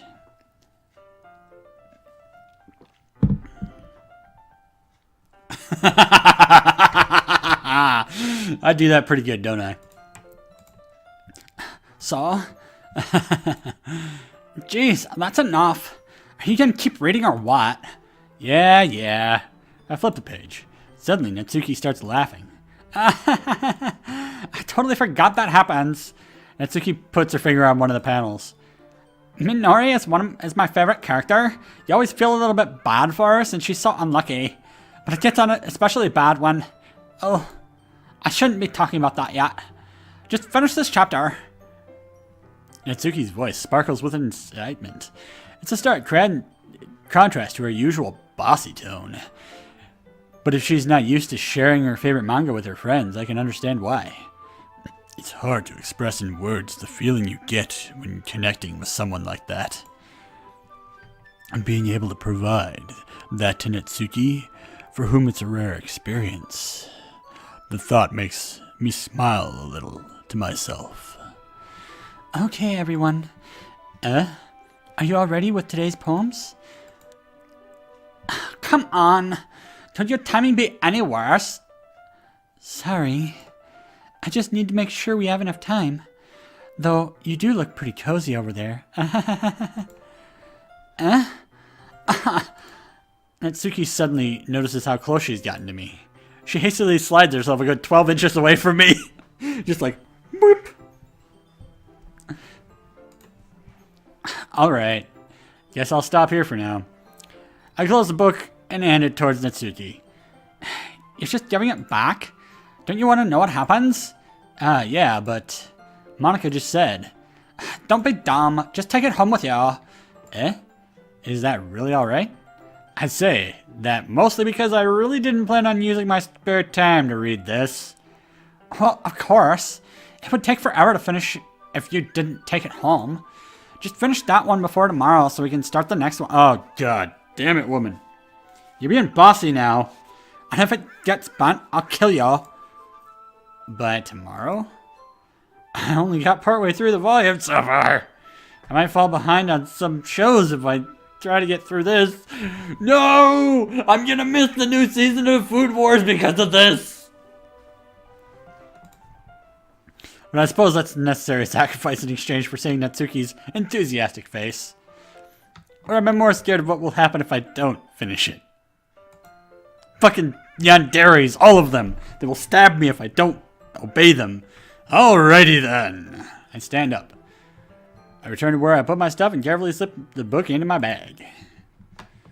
Alright, we're gonna go with Monica first this time. I don't even care about the order anymore. I don't think it matters. Hi again, Disdonn. How's the writing going? Alright, I guess. I'll take that. As long as it's not going bad. I'm happy you're applying yourself. Maybe soon you'll come up with masterpiece. I wouldn't count on that. You never know. Want to share what you wrote for today? Sure, here you go. Give my poem to Monica. Alright. I like it, Disdonn. Really? It's a lot cuter than I expected. Oh, jeez. No. It kind of makes me think of something that Suki would write. And she's a good writer, too. So take that one as a compliment. If you say so. Yep. By the way, by any chance, have you read anything by Shel Silverstein? Maybe a long time ago, like when I was a kid. He's famous for telling all kinds of stories in just a few simple words. His poems can be funny, endearing, or even sad. And sometimes, they're only a few lines long. I read Where the Sidewalk Ends in like 4th grade, I think it was. Or was it 3rd? I can't remember. The fucking long ass time ago. I'm an old man, guys. They might even feel like they're written for kids, but if you think about them, they can express views of the world that would apply to anybody. I see. So you're saying that Natsuki is kind of like that? Sort of. Maybe she's not an expert, but you probably won't find much filler in her poems. They might be easy to write, but they're super challenging to get the meaning through. So I can see why it would be your kind of poem to explore. But anyway, you want to read my poem now? I like the way this one turned out, so I hope you do too. Alright, let's take a look. Save me. The colors, they won't stop. Bright and beautiful colors, flashing, expanding, piercing. Red, green, blue. An endless cacophony of meaningless noise. The noise, it won't stop. Violent, grating waveforms. Squeaking, screeching, piercing. Sine, cosine, tangent.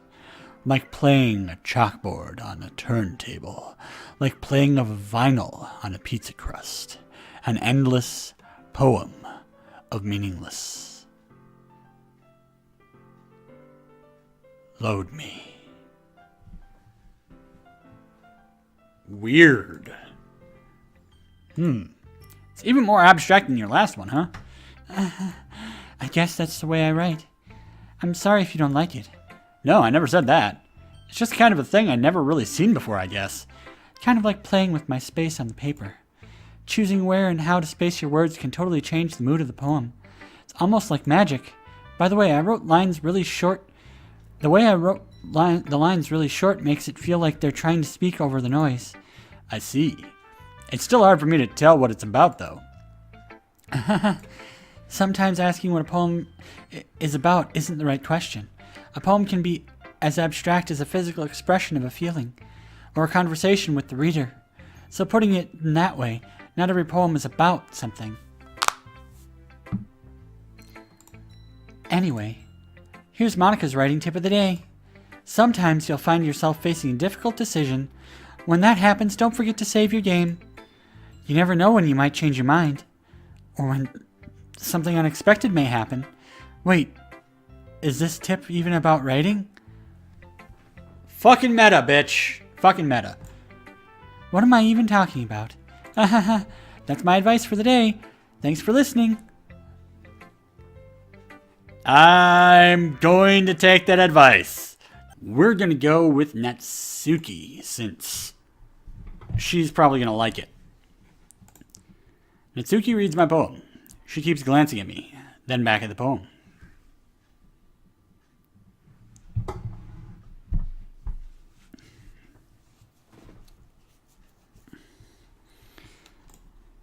By now, she must have read it more than once. Aren't you supposed to be bad at this? Aren't you supposed to be bad at this? Is that a compliment?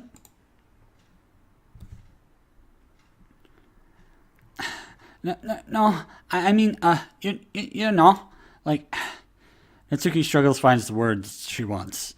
I just expected a lot less after what you showed me yesterday. That's all. Well, I guess I just got lucky with this one. Yeah, exactly. Like, you just got lucky, you know? Don't get used to it. You won't always manage to write poems this cute. I mean, well written. No, I mean... Huh, so that's how it is. My poem is cute? No, why are you smiling? It's not like I like cute things. Natsuki shoves my poem back towards me. Reading it again, I decided it's not so great after all. Like, it's too cute and Doki Doki. It would only impress, girls who like those kinds of things. Aha! For some reason, Natsuki is incredibly easy to see through. Well, anyway, you're gonna read mine now, right? Judging by your taste, you'll probably like it a lot. You probably learned something too. Don't forget who the real pro is. Amy likes spiders. You know what I heard about Amy? Amy likes spiders. Icky, wriggly, hairy, ugly spiders. That's why I'm not friends with her. Amy has a cute singing voice. I heard her singing my favorite love song. Every time she sang the chorus, my heart would pound to the rhythm of the words. But she likes spiders. That's why I'm not friends with her. One time, I hurt my leg really bad. Amy helped me up and took me to the nurse. I tried not to let her touch me. She likes spiders, so her hands are probably gross. That's why I'm not friends with her. Amy has a lot of friends. I always see her talking to people. She probably talks about spiders. What if her friends start to like spiders too? That's why I'm not friends with her. It doesn't matter if she has other hobbies. It doesn't matter if she keeps it private. It doesn't matter if it doesn't hurt anyone. It's gross. She's gross. The world is better off without spider lovers. And I'm gonna tell everyone. Hi, Zinda. I couldn't beat your level yesterday, and I'm sorry. Also, holy shit tits. Kutsu is Scrooge. But here's the thing. This poem,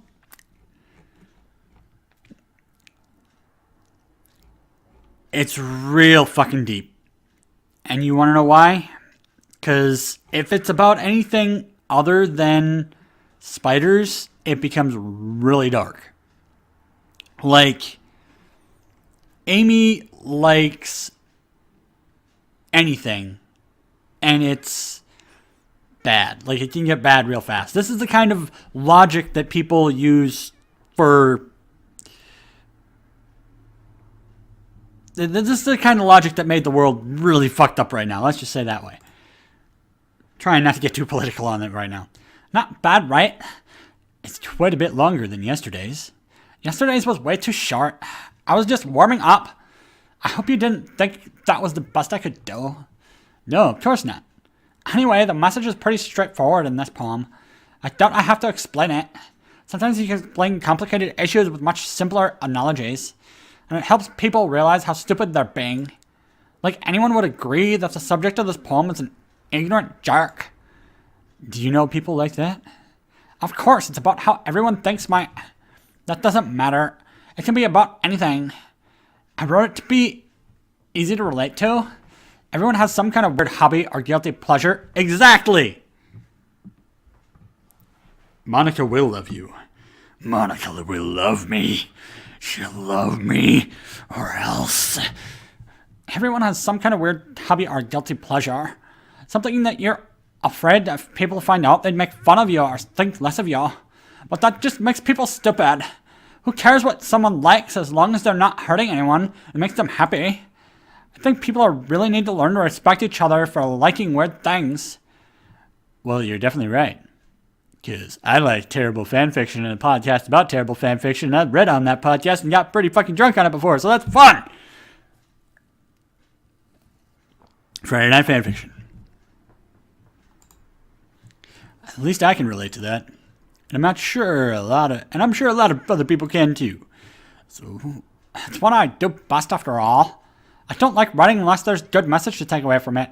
Yeah, the message is that you are Amy and Spiders is manga, and everyone shies away from you because you're unapologetic about your love for manga. I know it. Like, conveying emotions is important, but I want to make people think, not just feel. Remember that. I'm going to go write good one for tomorrow, too, so look forward to it. Alright, sorry. This is, like, second poetry reading day. Ooh, I like this one, Disdonn. It has some nice feeling in it. I'm glad. Does that mean it's better than yesterday's?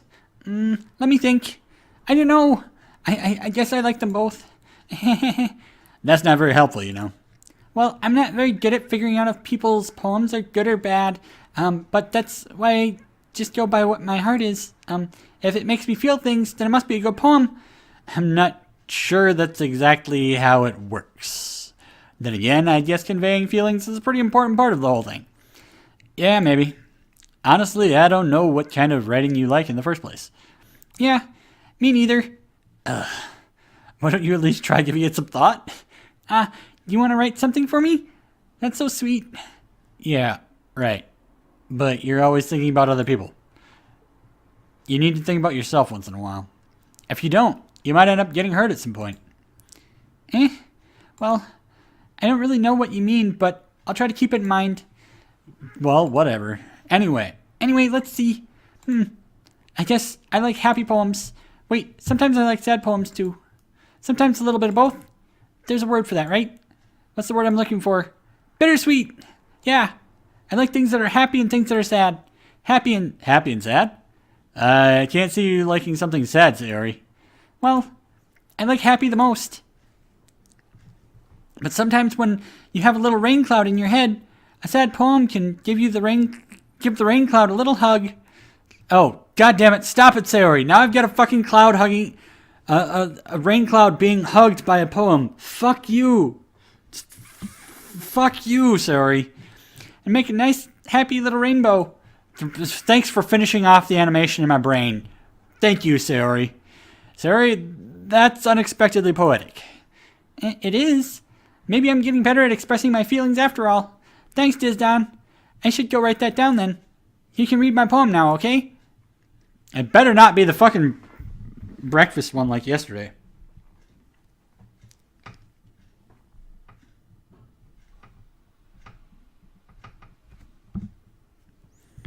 Alright. Bottles. I pop off my scalp like the lid of a cookie jar. It's the secret place where I keep all my dreams. Little balls of sunshine all rubbing together like a bundle of kittens. I reach inside with my thumb and forefinger and pluck one out. It's warm and tingly. But there's no time to waste. I put it in a bottle to keep it safe. And I put the bottle on the shelf with all the other bottles. Happy thoughts. Happy thoughts. Happy thoughts in bottles. All in a row. My collection makes me lots of friends. Each bottle a starlight to make amends. Sometimes my friend feels a certain way. Down comes a bottle to save the day. Night after night, more dreams. Friend after friend, more bottles. Deeper and deeper my fingers go, like exploring a dark cave, discovering the secrets, hiding in the nooks and crannies. Digging and digging, scraping and scraping. I blow dust off my bottle caps. It doesn't feel like time elapsed. My empty shelf could use some more. My friends look through my locked front door. Finally, all done, I open up, and in come my friends. In they come in such a hurry. Do they want my bottles that much?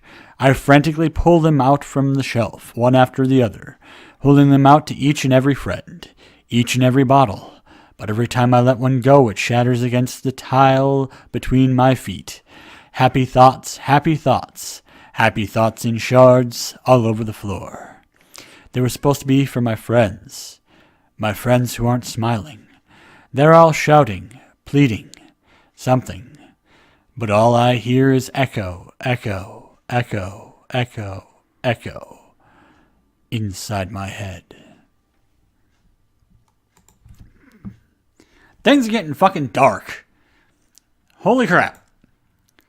Sayori, did you really write this? Of course I did. Didn't I tell you yesterday I was going to write the best poem ever?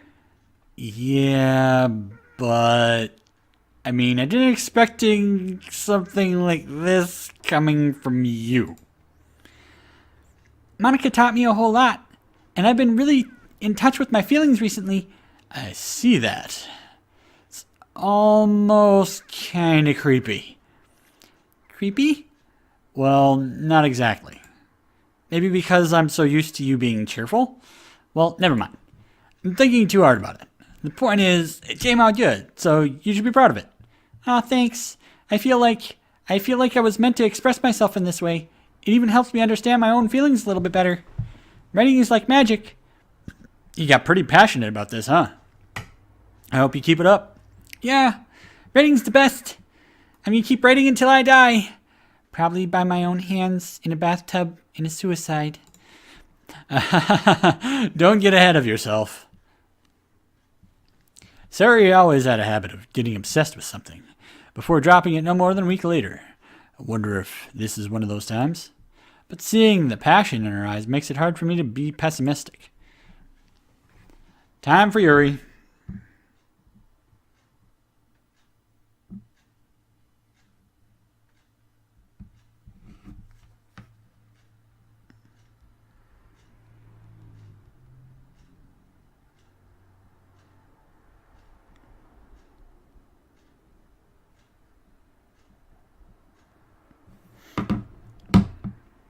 All right.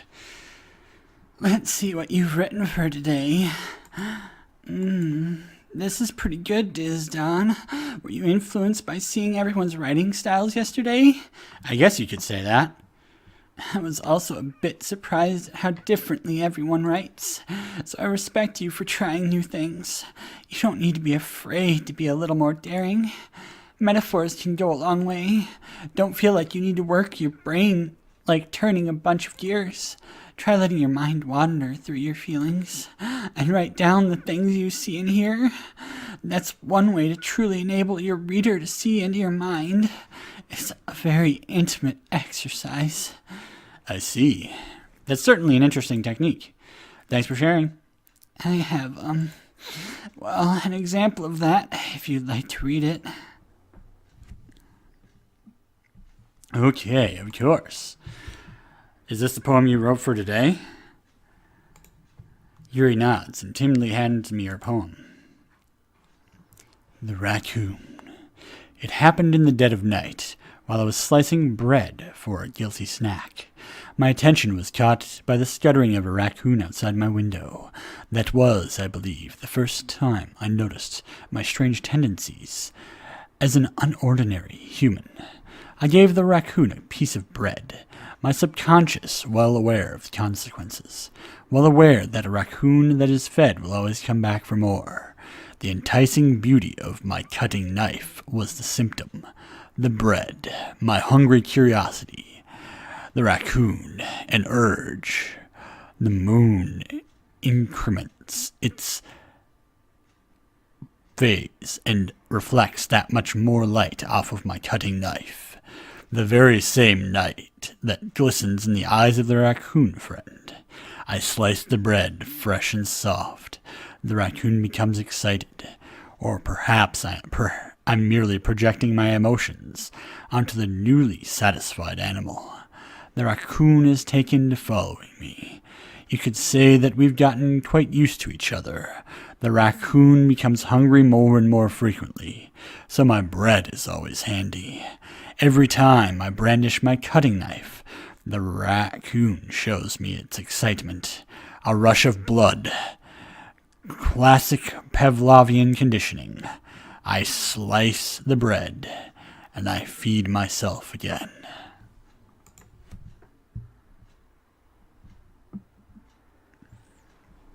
I was a little more daring with this one than yesterday's. I can see that. It's a lot more metaphorical. Don't know if it's my fault, but can't begin to imagine what this poem is about. Murder. It's murder. That's right. It's a bit closer to my preferred writing style, using the poem as a canvas to express vivid imagery and conveying emotions through them. Yeah, if I take it at face value, then I can't even figure out what it's supposed to mean. Well, I think it's something that different people can relate to in their own way. I wanted to express the way it feels for me to indulge in my more unusual hobbies. It's those sorts of things I'm usually forced to keep to myself. So I sometimes enjoy writing about them. That's funny. Didn't Natsuki also write something about that? About someone being ridiculed for strange interest? She did? Yeah.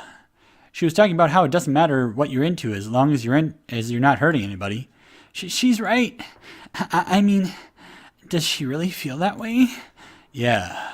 Sounds like you two have a lot in common. That's really interesting. To me, she seemed like the kind of person who would make fun of my hobbies, but I suppose that's my fault for judging, isn't it? Please don't tell her I said that. Don't worry, I have no reason to. Okay, well, thank you for sharing with me. After all, if I hadn't learned to embrace my own weirdness, I would probably hate myself. I might be ranting a little bit now, but I'm glad that you're a good listener.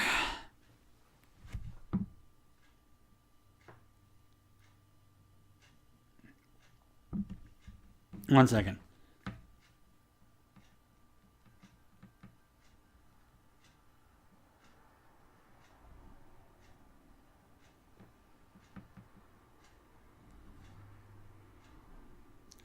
Reload, you bastard. It's not showing me who's watching right now. Okay, there we go. Okay, everyone. We're all done reading each other's poems, right? I have something extra planned today, so if everyone could come sit at the front of the room. Is this about the festival? Well, sort of. Do we really have to do something for the festival? It's not like we can put together anything good in just a few days. We'll just end up embarrassing ourselves instead of getting any new members. That's a concern of mine as well. I don't really do well with the last-minute preparations. Don't worry so much. We're going to keep it simple, okay? We won't need much more than a few decorations. Sayori has been working on posters, and I've designed some pamphlets we can hand out during the event. Okay, that's great and all, but that doesn't tell us what we're actually going to be doing for the event. Sorry, I thought you heard about it already. We're going to be performing. Performing? Monica. Yeah, we're going to be having a poetry performance. Each of us are going to choose a poem to recite during the event. But the cool part is, we're also going to let anyone else come up and recite poems too. Sayori is putting it on all the posters in case anyone wants to prepare ahead of time. Sayori's been coloring a poster. Hold it up for us to see. Are you kidding me, Monica? You didn't already start putting those posters up, did you? Well, I did. Do you really think it's that bad of an idea?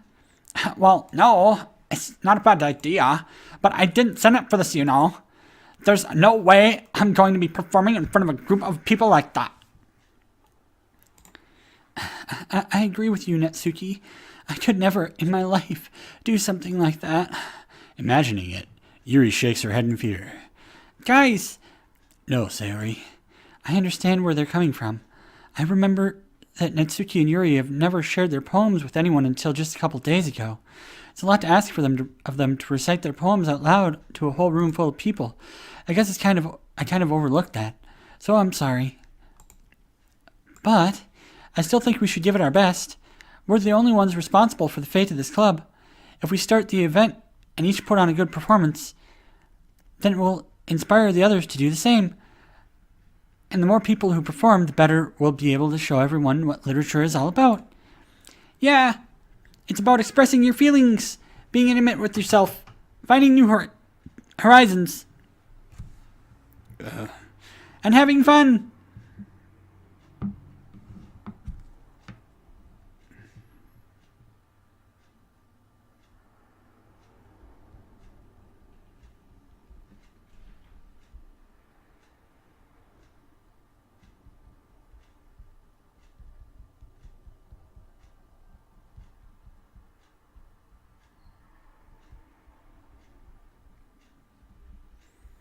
My wife's texting me.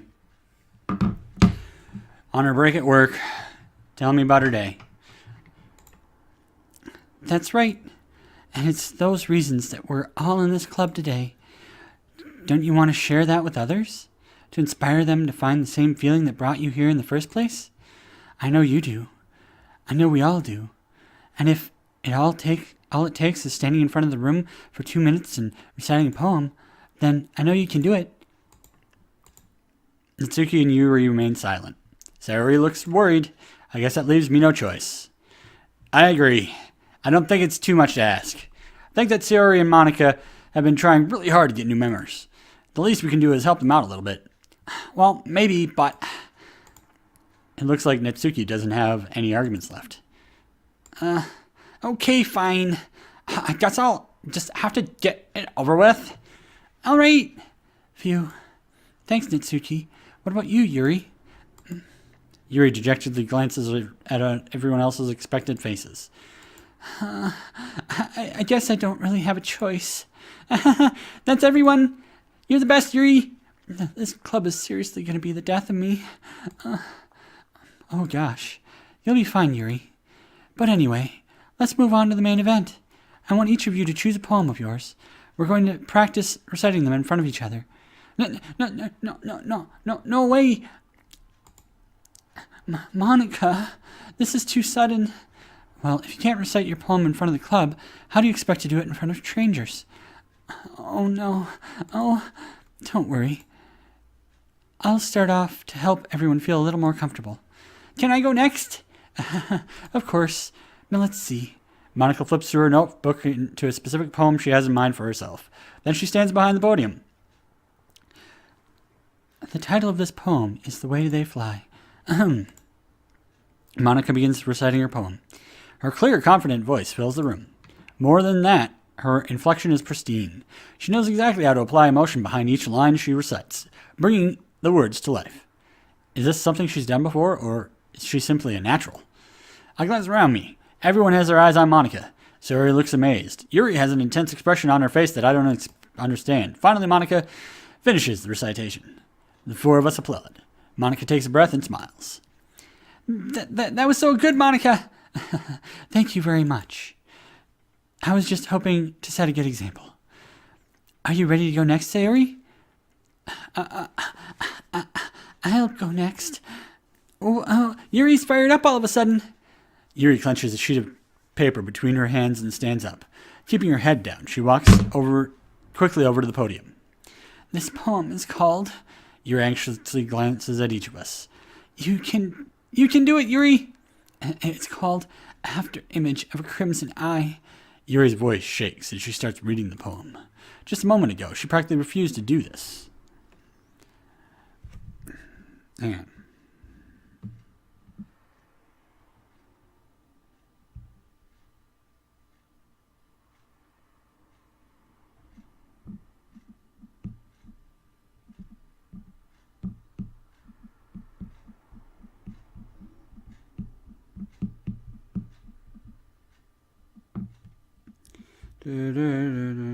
Sorry about that. It's like the only time my wife's going to be able to talk to me until she's done at like 9. Why is she suddenly putting in so much effort? As Yuri gets past the first couple of lines, her voice changes. It's almost like what happens when Yuri gets absorbed in her books. Her quivering words transform into the sharp syllables of a fierce and confident woman. The poem is full of twists and turns in its structure that she enunciates with perfect timing. This must be a rare glimpse into the whirling fire Yuri keeps concealed inside her head. Suddenly, she's finished. Everyone is stunned. Yuri snaps back into reality and glances around her as if she bewildered even herself. It's up to me to save the situation. I'm the first to start applauding. Everyone joins me afterward, and we give Yuri the recognition she deserves. It's not that we don't want to applaud for her, but we were caught off guard. So caught off guard that we must have forgotten. As we applaud, Yuri hurls the poem to her chest and rushes back to her seat. Yuri, that was really good. Thank you for sharing. Looks like Yuri is down for the count. Okay, I guess I'm next then. Sayori hops out of her chair and cheerfully walks to the podium. This one's called My Meadow. Sorry, I giggled. Sorry. Sayori, it's a lot harder than I thought. How did you guys do it so easily? Try not to think of it like you're reciting to other people. Imagine you're reciting it to yourself in front of a mirror or in your own head. It's your poem, so it'll come out the best that way. I see. Okay then. Sayori begins her poem. Somehow it feels like her soft voice was made as a perfect match. The poem isn't aimlessly cheery as Sayori is. It's serene and bittersweet. If I were to read this on paper, I probably wouldn't think much of it. But hearing it come from Sayori's voice almost gives it a whole new meaning. Maybe this is what Sayori meant when she said she likes my poems. It's like I get to reach more deeply into someone I thought I knew, through and through. Sayori finishes, and we applaud. I did it! Good job, Sayori. Even Disdonn liked it. I guess that's a good sign. What does that even mean? It came out nicely, Sayori. The atmosphere of the poem fits you very nicely. But it might be that other poems wouldn't work quite as well with that kind of delivery.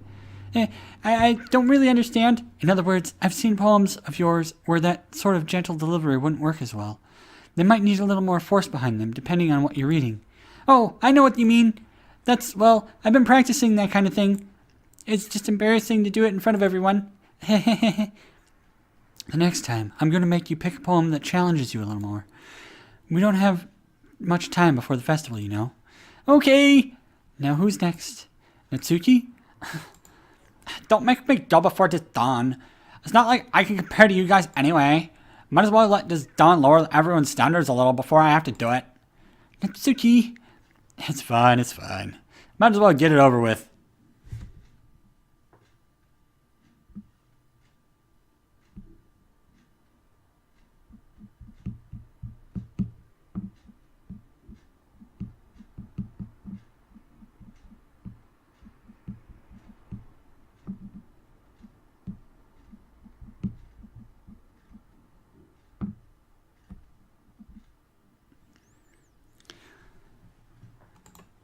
But it's not like I have much of a selection of what to read. I'll just have to go with what I wrote for today. Stand up and step in front of the podium. Everyone has their eyes on me, making me feel terribly awkward. I recite my poem. So I'm not exactly confident in my own writing. It's hard to put energy into it. Despite that, once I finish, I receive an applause on me. Sorry, I'm not really as good as everyone else. Don't worry about it so much. I think it's less about your abilities and more about your lack of confidence in your writing. That's something that'll improve over time, though. Yeah, maybe. All right, then. That just leaves you, Natsuki. Yeah. I'm going. Natsuki begrudgingly gets out of her seat and makes her way to the podium. The poem is called... Why are you all looking at me?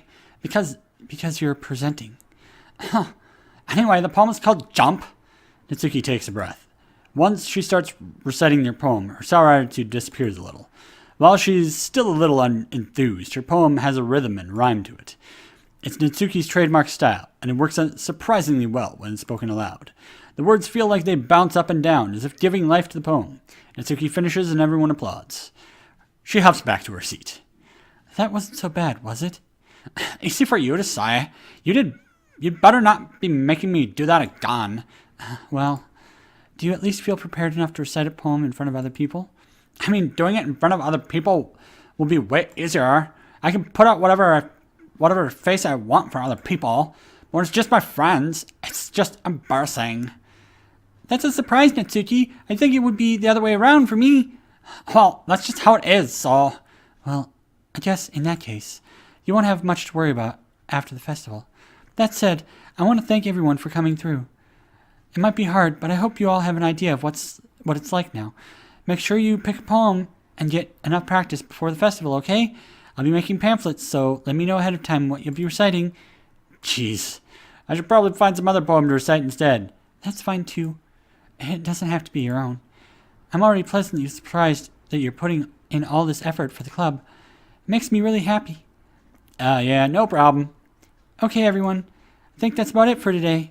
I know the festival's coming up, but let's try to write poems for tomorrow as well.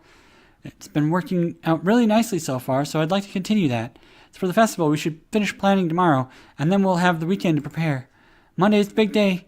I can't wait! I can do this. All right.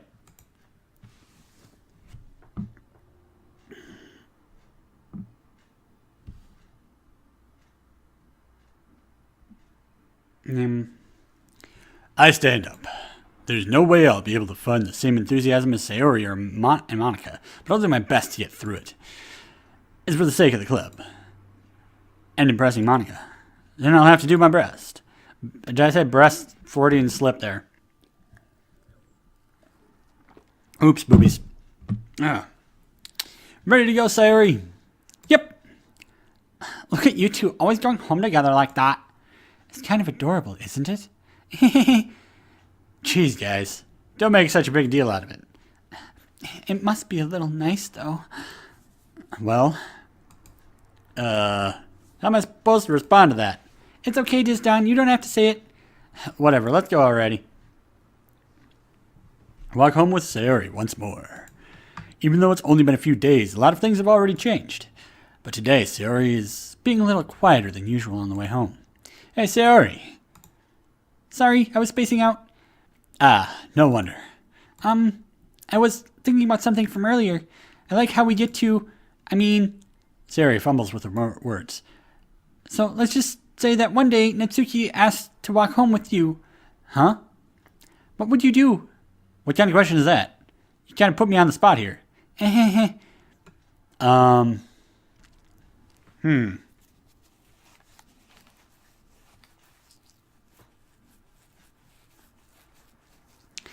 Well, I'm gonna save. I got plenty of save slots, I think. I'd walk home with Natsuki. Walking home with Natsuki, huh? Why does the thought of that make my heart pound?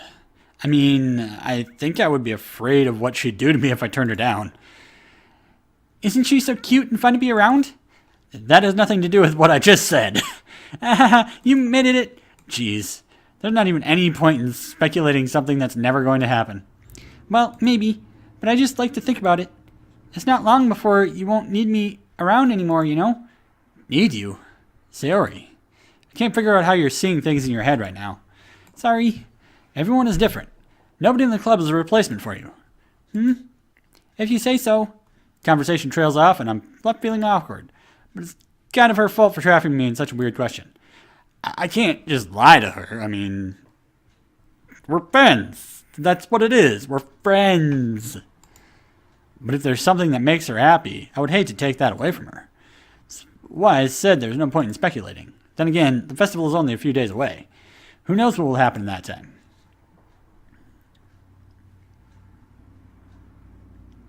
Alright. I'm going to save again because new poem. I'm going to do what I would do now again.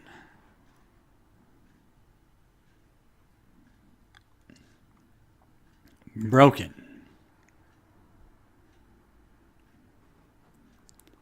Depression. Death. Fantasy. Fester. Eternity.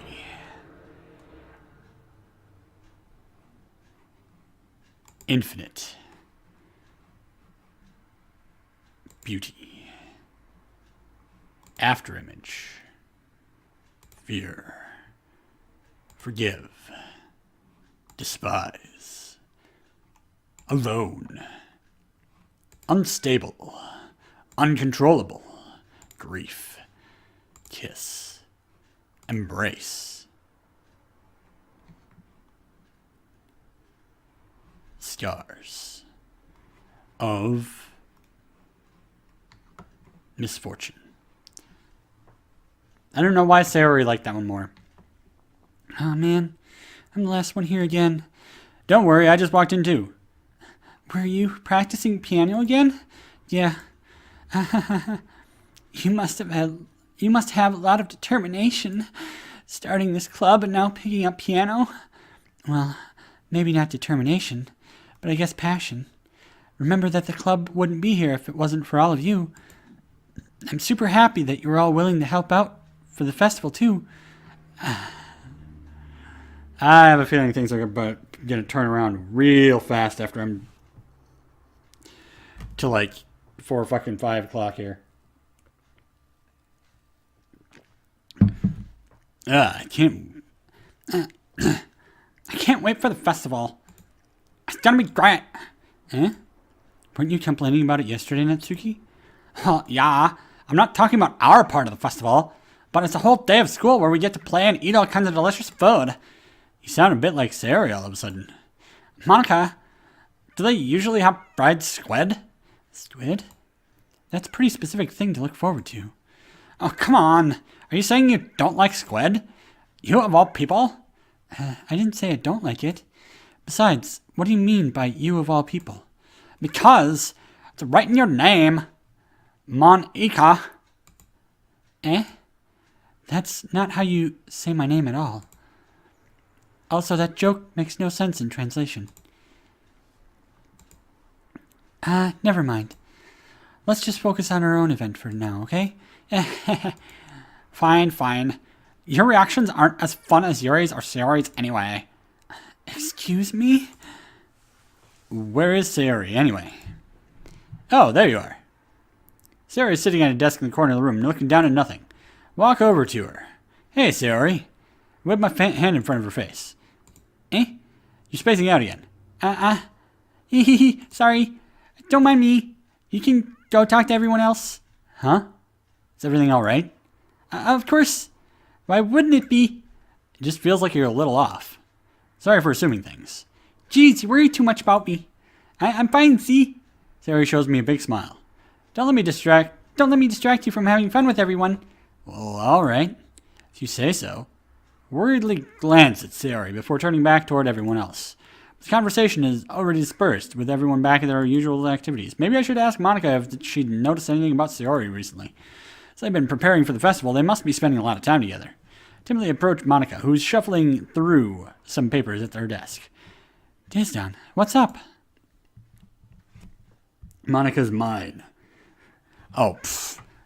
Everybody's all after Monica, and I just want Yuri. Come on, guys.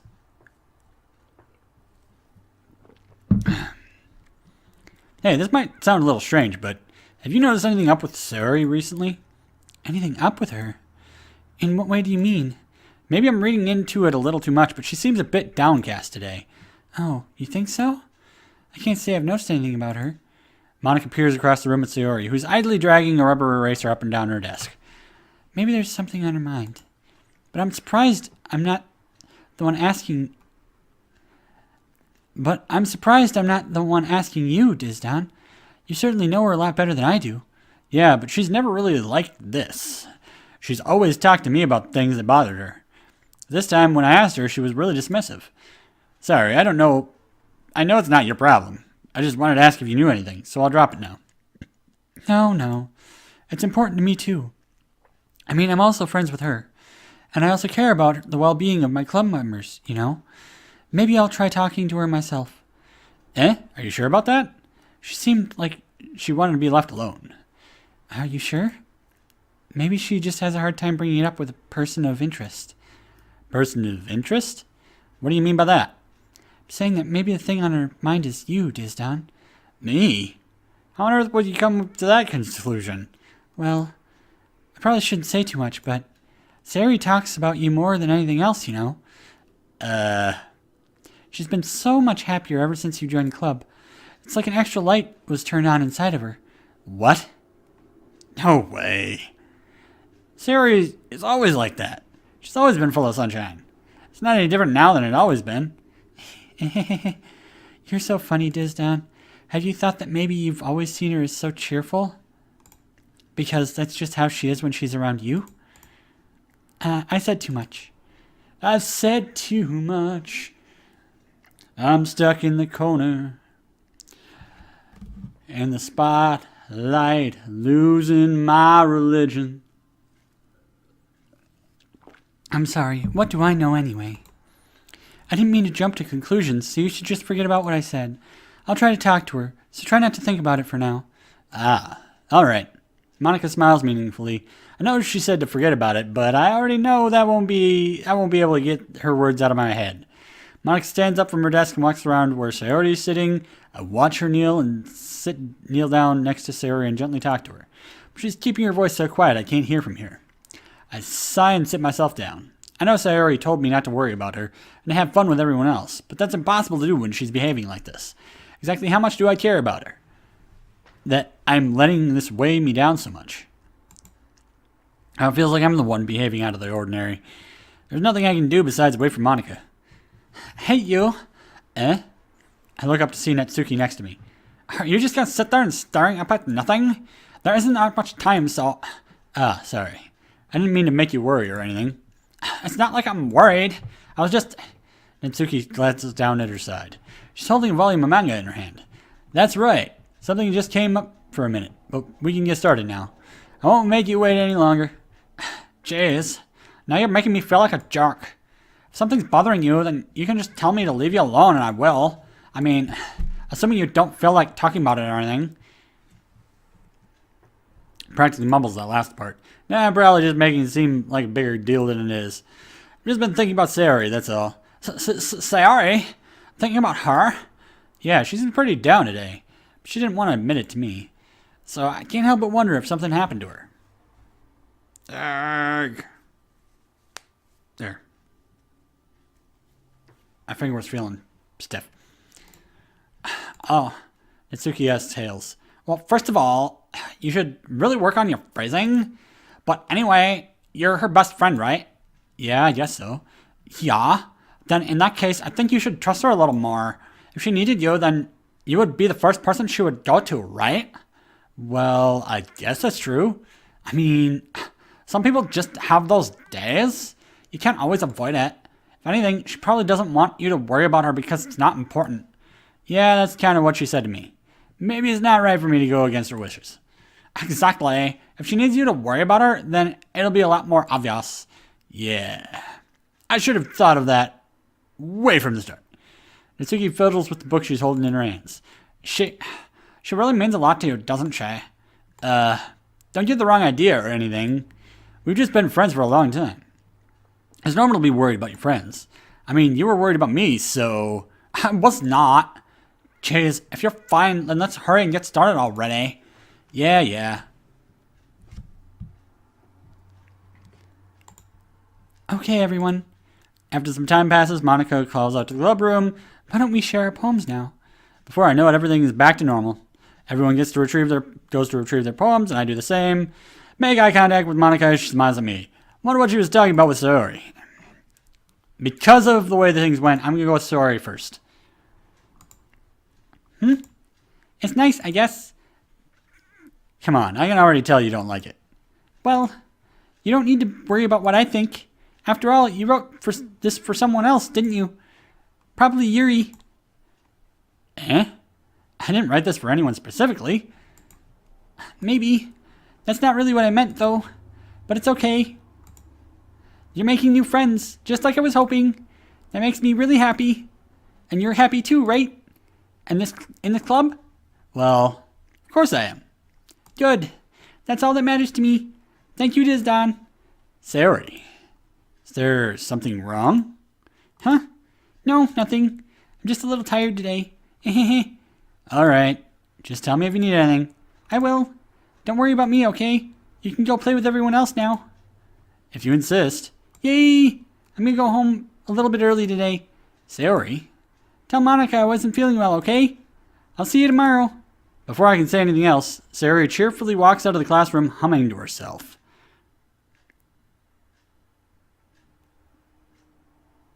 I am fucking worried about that woman.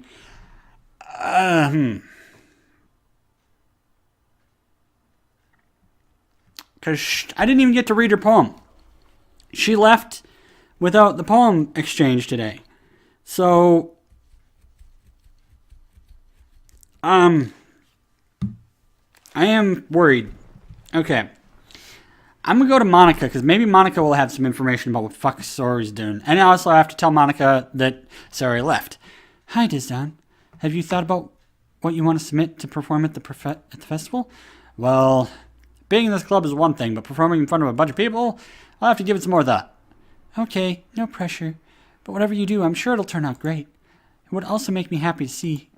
Anyway, let's take a look at today's poem. Sure.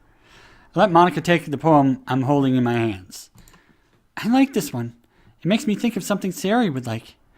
Is that so? You and Sayori are really good friends, right? I wouldn't be surprised if you had those sorts of things in common. Well, we may be good friends, but Sayori and I are actually really different. Well, that may be the case, but maybe there are also some similarities that you wouldn't expect. The way she talks about you. It sounds like the two of you really care about each other's well-being. Even if you show it in different ways, it ends up being more similar than you think. So I think that's kind of the vibe I get when reading your poem. Sure you're not reading into it too much? I could be. Oh gosh, I sound like Yuri. But in any case, Sayori's writing has kind of a gentle feel to it. I can tell that she likes exploring with emotions, like happiness and sadness. Who knew that someone so happy would enjoy sad things too? Yeah, that's totally unexpected. Well, teach their own. Teach their own. And you shouldn't be afraid to experiment a little bit either. Anyway, I'll share my poem with you now, alright? Alright. Alright, Monica. The Lady Who Knows Everything. An old tale tells of a lady who wanders earth. The lady who knows everything. A beautiful lady who has found every answer. All meaning. All purpose. And all that was ever sought. And here I am. A feather.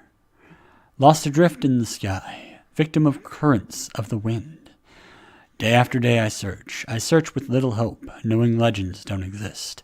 But when all else has failed me, when all others have turned away, the legend is all that remains, the last dim star glimmering in the twilit sky, until one day the wind ceases to blow, and I fall, and I fall and fall, and fall even more, gentle as a feather, a dry quill, expressionless. But a hand catches me, between thumb and forefinger, the hand of a beautiful lady. I look at her eyes, and find no end to her gaze. The lady who knows everything knows what I am thinking. Before I can speak, she responds in a hollow voice. I have found every answer, all of which amount to nothing. There is no meaning, there is no purpose, and we seek only the impossible.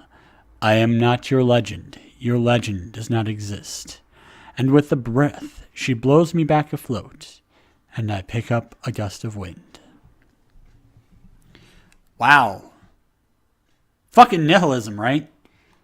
Damn, deep.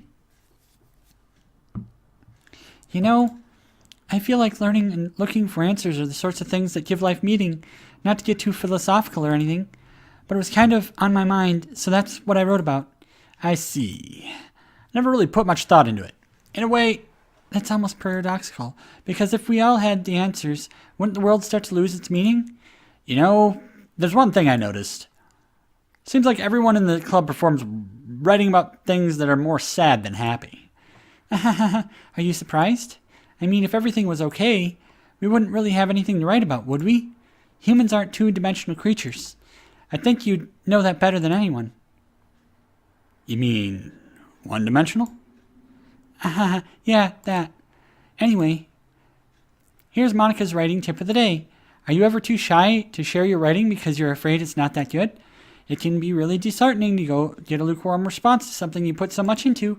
But if you find other people who enjoy writing, then sharing becomes a lot easier, because instead of just telling you that your writing is good or okay or bad, they'll want to focus even more on everything that went into it and the things that you can work on. It's much more encouraging that way, and it will make you want to continue improving. It's almost like having your own little literature club, don't you think? That's my advice for today. Thanks for listening. I'm going to go with Yuri last again. Oh man, this is seriously a step backwards. Eh? I like your last two way better than this one. I mean, I guess I can't be mad at you for trying different things, but as long as you're not trying to impress Yuri or something like that. Gross. Okay. Like you said, I'm allowed to try new things. Why are you so emotionally invested in my poems anyway? Isn't that more of a compliment to me? Huh? No, gross. It's not like I care.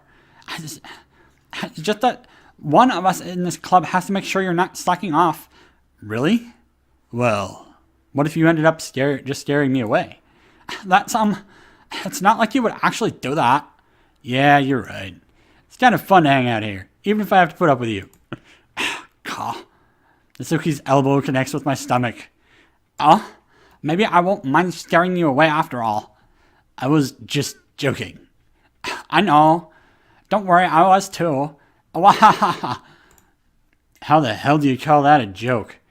Seriously hurt. You two can fight over Monica. I want Yuri. And I also want Sayori to not be in trouble. Because I like Sayori. She's nice. I don't want anything bad to happen to her. And then bad things are going to happen and I'm going to fucking cry. I know it. I know that that's the way this goes. Well, maybe it was funny to her. I guess that's kind of the point. I should really just watch my mouth around Natsuki. Anyway, Natsuki holds her poem out like nothing even happened. I'll be your beach. Your mind is so full of troubles and fears that diminished your wonder over the years. But today I have a special place, a beach for us to go. A shore reaching beyond your sight, a sea that sparkles with brilliant light. The walls in your mind will melt away before the sunny glow. I'll be the beach that washes your worries away. I'll be the beach that you daydream about each day. I'll be the beach that makes your heart leap in a way you thought that had left you long ago. Let's bury your heavy thoughts in a pile of sand. Bathe in sunbeams and hold my hand. Wash your insecurities in the salty sea and let me see you shine. Let's leave your memories in a footprint trail, set you free in my windy sail, and remember the reasons you're wonderful when you press your lips to mine. I'll be the beach that washes your worries away. I'll be the beach that you daydream about each day. I'll be the beach that makes your heart leap in a way you thought you had left you long ago. But if you let me be by your side, your own beach, your own escape, you'll learn to love yourself again. Man, Natsuki's really sexual. Yeah? I felt like I kept writing about negative things, so I wanted to write something with a nice message for once. Besides, the beach is awesome. Kind of hard to write anything negative about the beach. So you decided to write about the beach first and then came up with a message later? Yeah, well, it's only because of what happened yesterday. I mean, after Yuri and I realized we kind of wrote about the same thing, she wanted to pick a topic and have us both write about it, or whatever. You can really see her doing that too. Making us write about a simple topic, then trying to impress me by coming up with something all fancy. Well, it's not like I care. I just did it anyway. I mean, I guess mine ended up being kind of metaphorical too. But there's nothing wrong with doing that once in a while. At the very least, it was good practice. I think Natsuki's really got a thing for me. And Sayori is super, insecure and, intimidated by all these other women in here. I'm really feeling like something bad's gonna happen here soon, guys. Disdonn, this is wonderful. I can feel the emotion you poured into it. Is this the result of trying what I suggested yesterday? Yeah, I guess so. You did a good job explaining. I really wanted to try giving more feeling. Yuri visibly swallows. Even her hands appear sweaty. I'm not used to this. Used to what? I don't know. It's fine. Take your time. Yuri breathes and collects her thoughts. I know that Yuri likes to think before she speaks, so I offer that patience to her. Yeah, just being appreciated like this, I guess. It probably sounds really stupid, but seeing someone motivated by my writing, it just makes me really happy. Are you saying that you've never shared your writing before? Yuri nods. Really? I don't believe it. I really only write for myself. And besides, people would just laugh at me. Do you really think that? Again, Yuri nods. Even your close friends? For some reason, Yuri doesn't respond. Yuri? Yuri smiles sadly. Disdonn, during lunchtime I eat by myself. Did you know that? It's a great time to find a quiet spot and do some reading. In fact, I always have some books with me. You could say I really enjoy reading. Well, that's one way to put it anyway. But books are so full of amazing and inspiring people. People you want to fall in love with. Or people you just know would make a really good friend. Cheerful people who always put a smile on your face. Or deep thinkers and problem solvers who discover the mysteries of life. When you look at it that way, I'm surrounded by friends every day. You know? And those friends don't laugh at me. They don't tease me for spacing out all the time. They don't make fun of me. They don't make fun of my body type. And they don't hate me for acting like a know-it-all. People say that about you? I'm not a know-it-all, Disdonn. It's the opposite. I don't know anything. I don't know how to talk to people. I don't know how to make people see me as normal. I don't even know how to make myself happy. I have all these feelings, and all I can do with them is read and write. But it wasn't until now that I started sharing it with you that I really understood what I was missing all this time. But I haven't really done anything. No, that's wrong. Just being patient and respectful, that's really important to me. I know I'm a difficult person, Disdonn. I speak so slowly. I second guess myself all the time. I read too deeply into things. But every time, you've always treated me just like everyone else. It's so rare that I feel comfortable with myself when I talk to others. But that's what I feel every time when I talk to you. I just feel really happy. I see. Well, I treat you how you deserve to be treated, Yuri. And if other people don't see it that way, then screw them. I mean, I joined this club hoping I would make friends. And I would say I've had at least one success. Wouldn't you?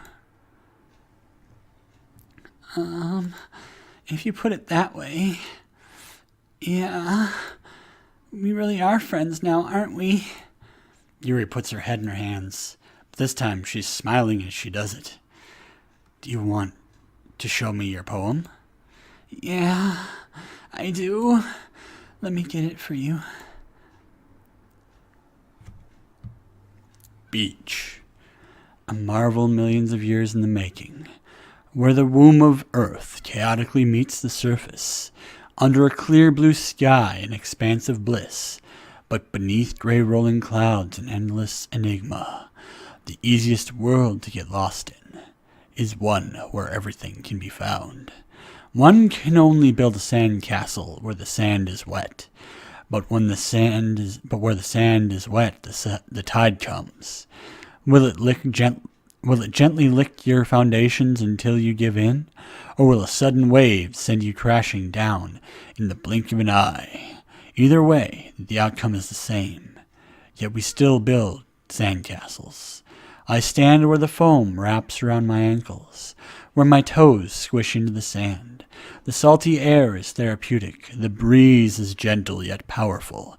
I sink my toes into the ultimate boundary line, tempted by the foamy tendrils. Turn back, and I abandon my peace to erode at the shore. Drift forward, and I return to the earth forevermore. Very Poe. I'm aware that the beach is kind of an inane thing to write about, but I did my best to take a metaphorical approach to it. Yeah, Natsuki already told me about it. She did? She didn't say anything weird, did she? She just wanted us to write about the same topic again. I suppose to better compare the differences in our writing styles or thought process. Anyway, it was her idea. Knowing her, it's no surprise that she'd want to do something like that. She probably just wants to show off. It's not like I have a particular interest in her writing style. I just went with her request. But Well, I suppose it's not so bad to write about something simple on occasion. It can be refreshing, you know. It's good for me to calm my thoughts once in a while. Yeah, I think I agree. Thanks for sharing. Okay, you three. We're all done sharing poems, right? Why don't we start figuring out... Hold on a second. Is it just me or did you say something just strange just now? Eh? Something did sound a bit unusual. That's right. You deviated from your usual catchphrase when addressing the club. Catchphrase? I don't have a catchphrase. Jeez, why is the mood so weird today? Look, even Yuri isn't immune to it. Stagnating air is common foreshadowing that something terrible is about to happen. In your books, maybe. Look, the only thing different is that Sayori isn't here. It seems you're right. Sayori always helps lighten the mood a little bit, doesn't she? It's almost like everyone's balance is thrown off a little when she's not around. Where the heck did she run off to anyway? Thought she just went to pee. Natsuki, please show some decency. Oh, come on. Did she actually... she actually wasn't feeling well and went home early. Is that so? I hope she's all right. Seriously? Of all the times to not go home with her, you pick the time she's not feeling well? So much for you two being all lovey-dovey. No. First of all, stop misunderstanding my friendship with Sayori. And second, she's kind of been avoiding me today, so I didn't want to force it. Oh? That curious expression coming from Yuri of all people? Calm down, guys. I talked to her earlier and everything's fine. What did she say? Anyway, we need to figure out the rest of the festival preparations, so... Let's decide what everyone will be doing this weekend. I already know what I'm doing. That's right. Natsuki will be making cupcakes, but we might need a load of them, and different flavors. Can you handle that all by yourself, Natsuki? Challenge accepted. And as for myself, I'm going to be printing and assembling the poetry pamphlets. Sarah will be helping me design them. And as for Yuri, you can, guys, can you help me come up for something with Yuri? I'm useless. No, that's not it at all. You're the most talented person here, you know. And now Natsuki's pouting too? Jeez, even I can tell now. I guess I never gave Sayori enough credit, but I can tell things are even harder on you when she's not around. That may be the case, but if I can't also be a leader on my own, then I won't grow as a person. So, Yuri, you have to be beautiful. You have beautiful handwriting, you know.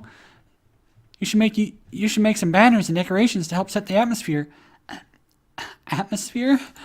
About that, I love atmosphere.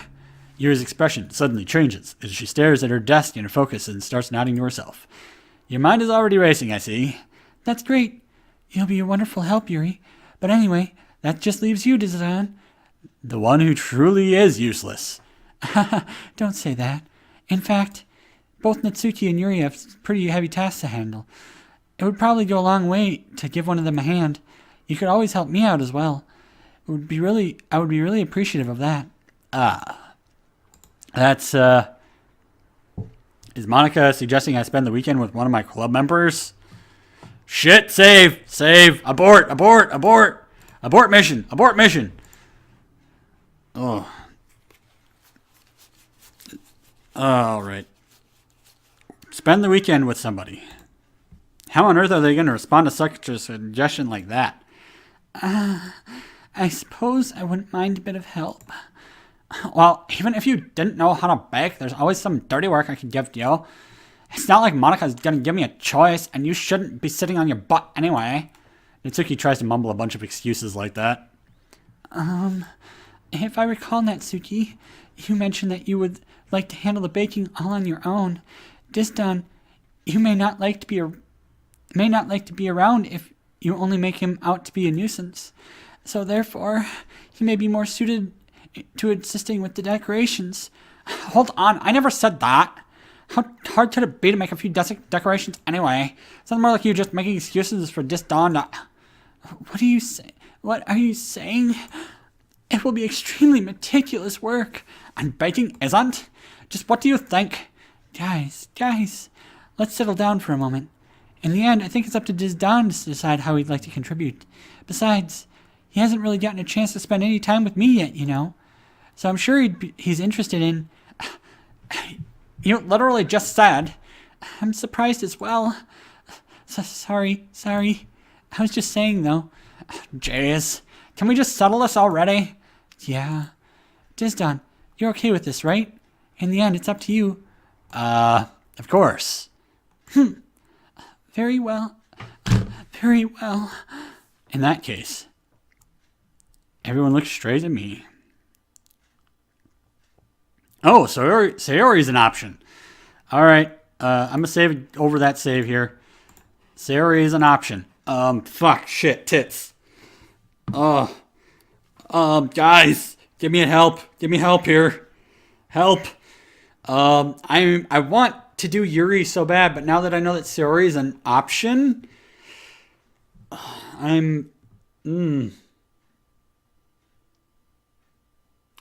Fuck it, I saved. I'm going with Yuri. Well, I'll probably be most useful helping out Yuri. Me? Are you serious? Why would you... Natsuki, I can already tell you're about to say something mean. No, I was just saying... So you'll be helping out Yuri then, Disdonn? Yeah, that's what I'm gonna do. I'm glad. I have a bad habit of overthinking these sorts of things, so I think your assistance would be very useful. That's great to hear. Natsuki, will you be able to handle the baking yourself? I mean, yeah. I already said it would be fine. Okay. Everyone can tell that Natsuki is feeling a little sour. So, is that everything we needed to go over? Yeah, that should be about it. Are you guys excited? Well, excited may not be the right word, but I suppose I'm looking forward to it a little bit. Do you feel the same way, Disdonn? Me? I guess you could say I'm interested to see how it'll turn out. That's good enough for me. What about you, Natsuki? Natsuki? What? Why is everyone yelling at me? I didn't even do anything. No, that's not what I meant at all. Yuri anxiously glances between everyone in the room. I'm so sorry for this. I don't really know why Disdonn picked me. And also, your cupcakes are the best cupcakes I've ever had. They go really well with my tea. And nothing that I do for the event will compare to that, so... I get it. I'm kind of surprised, though. Why? I'm the one acting immature, and I already knew that. But you're trying to cheer me up all of a sudden. I know, and I'm not very good at it. I'm sorry if I said something bad. Natsuki isn't the only one surprised. Monica and I are also taken aback by Yuri's words. When she already has trouble with words, trying to cheer someone up must be far out of her uncomfortable zone. But I begin to understand. Yuri was trying to sound like Sayori. Even if it didn't work perfectly, I can tell that she tried to say something that Sayori would say at a time like this. Because Sayori always helps everyone smile and feel good about themselves. No, I kind of appreciate it. I'm sorry for making a big deal out of nothing, but I'm going to say this. You better bet that my cupcakes are going to be the best part of the whole event. I believe you. Yeah, I hope to see everyone do their best. But with that, there's nothing more for today. So I guess it's time for us to head out. All right, let's get out of here then. Everyone packs up their things. I start to follow Monica and Natsuki out the door as they chat between each other. I turn around. Sorry. I realized that I don't have a way of contacting you this weekend. Oh, you're right. I can't believe I slipped my mind. Should I give you my phone number?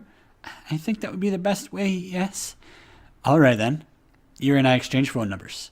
Okay. Then I'll be stopping by your house on Sunday. My house? Is that a problem? No, not at all. I just thought that I would be the one going to your house since I'm the one helping you. I suppose that makes sense. But if you don't mind, I think I would prefer going to your house. All right. In that case, it won't be a problem. I decided not to press Yuri for a reason. It's not like it should matter much either way, so I just need to make sure my room is clean. I hope I managed to make myself useful in some way. I'm not nearly as creative as you are. Don't underestimate yourself, Disdonn. I think that we'll make a very productive team. Even if you only chose me because you felt bad or something. Wait, you don't actually think that, do you? I don't know. It's difficult to come up with any other reason you may have chosen me. You're forgetting the one reason with the most common sense. I chose to help you because that's what I want to do. But Yuri thinks to herself with an extremely tense expression. Yuri, you're overthinking this. You wanted me to point out when you're overthinking, right? I didn't realize. I'm telling you, I want to. That's all there is to it. Do you believe me? Yuri thinks really hard again. She looks straight in my eyes for a long time. I believe you. As if it took her tremendous effort, Yuri finally says that and relaxes her expression. And I'm really looking forward to Sunday. Yeah, I am too. After that exchange, I make my way out the door and Yuri follows. Can't believe this. Yuri's going to be coming up to my house on Sunday. My anxiety shoots up through the roof, even though I've gotten pretty used to handling her at this point. There's no telling what might end up happening here when we're outside of school. More than that, she told me she was looking forward to it. Is this a chance I have to make something happen between us? Or is it too early for that? Only time will tell. But until then, I won't be able to take my mind off of it. Seriously, can't wait. It's already Sunday. I've been getting increasingly anxious about Yuri's upcoming visit. I keep telling myself there's no reason to be nervous, but it doesn't help much.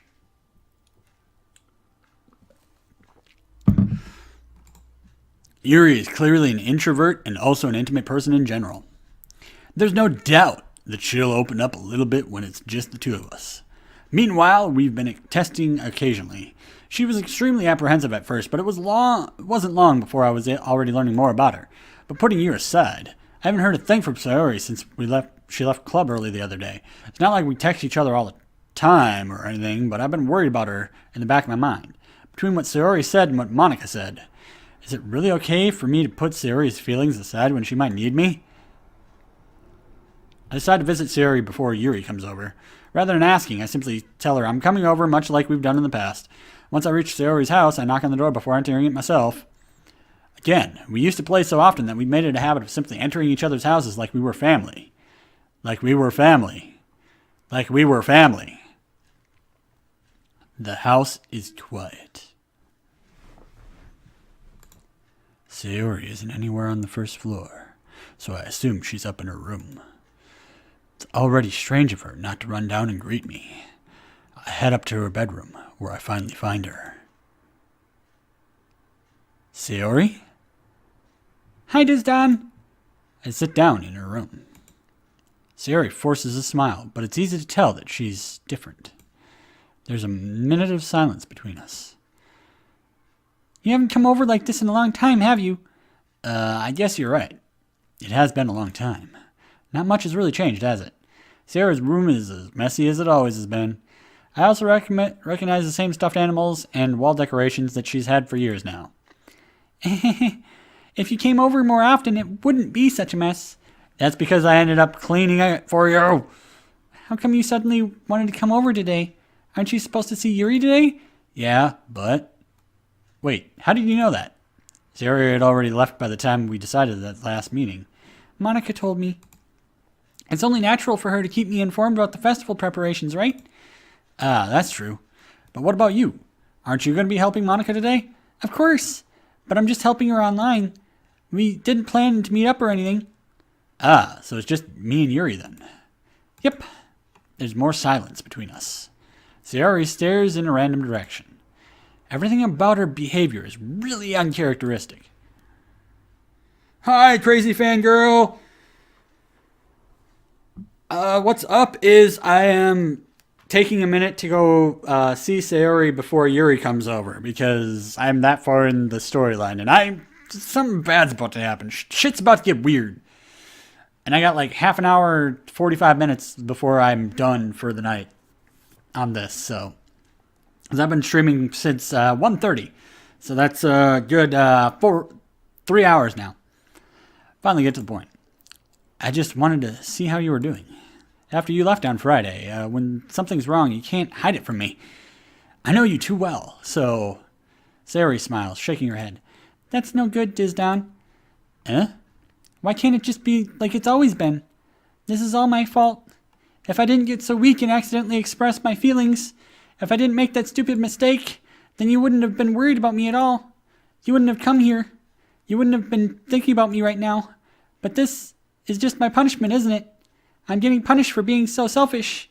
I think that's why the world decided to have you come over today. What? It just wants to torture me. Sayori. I grab Sayori by the shoulders. What on earth are you saying? Are you listening to yourself right now? I know something happened to you. There's no other explanation for you to be like this. So tell me already. Until I know, I won't be able to stop thinking about it. Sayori gives me an empty smile. You really put me in a trap, Disdonn, but you're wrong. Nothing happened to me. I've always been like this. You're just seeing it for the first time. Seeing what? What are you talking about, Sayori? You're really just going to make me say it, aren't you, Disdonn? I guess I have no choice this time. The thing is, I've had really bad depression my whole life. Did you know that? Why do you think I'm late to school every day? Because most days I can't even find a reason to get out of bed. What reason is there to do anything when I fully know how worthless I am? Why go to school? Why eat? Why make friends? Why make other people put their energy and caring to waste by having them spend it on me? That's what it feels like. And that's why I just want to make everyone happy, without anyone worrying about me. I'm in shock. Can't even figure out how to respond.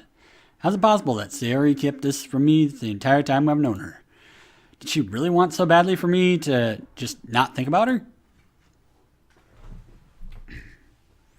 Oh, close to the halfway mark. Well, then I'll probably... not tonight, but, maybe. I'm trying to do it a bit myself.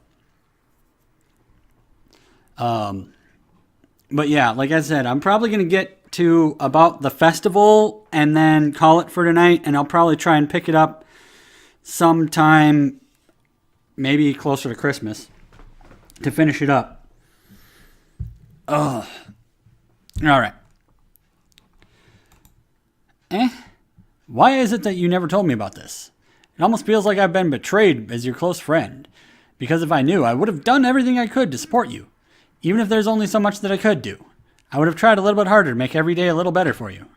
That's why I'm your friend. All you had to do was tell me. You don't understand at all, Disdonn. Why do you think I didn't tell you? Because if I told you, then you would have to waste effort caring about me instead of doing important things. I don't want to be cared about. It's bittersweet when people try to care about me. It feels nice sometimes, but it also feels like being swung against my head. Like a bat being swung against my head. That's why I wanted so badly for you to make friends with everyone else. Helping everyone be happy together is the best thing for me. But then I discovered something else too. Seeing you make friends and get closer with everyone in the club feels like a spear going through my heart. So that's why I decided the world just wants to torture me. Every path leads to nothing but hurt. Yep. Who to what now? Hang on 1 second.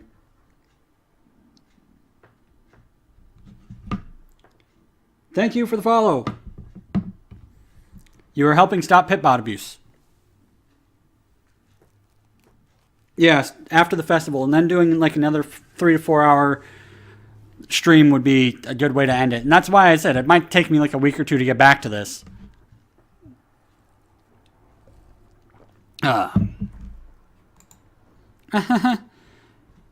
You're right that I don't understand. I don't understand your feelings at all, Sayori. But I don't need to understand. Whatever it takes for me to help you stop hurting, that's what I'll do. No, Disdonn. There's nothing at all.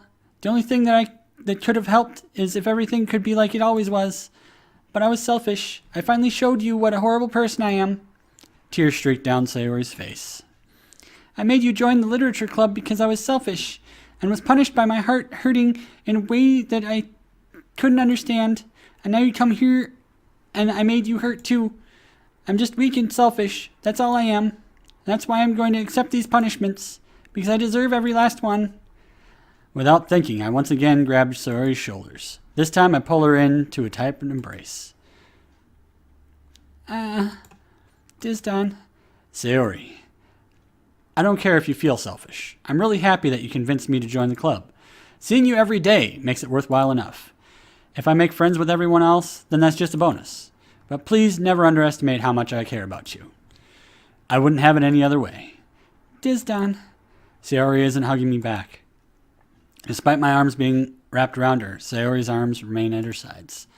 She starts sobbing next to my ear. No, don't do this to me.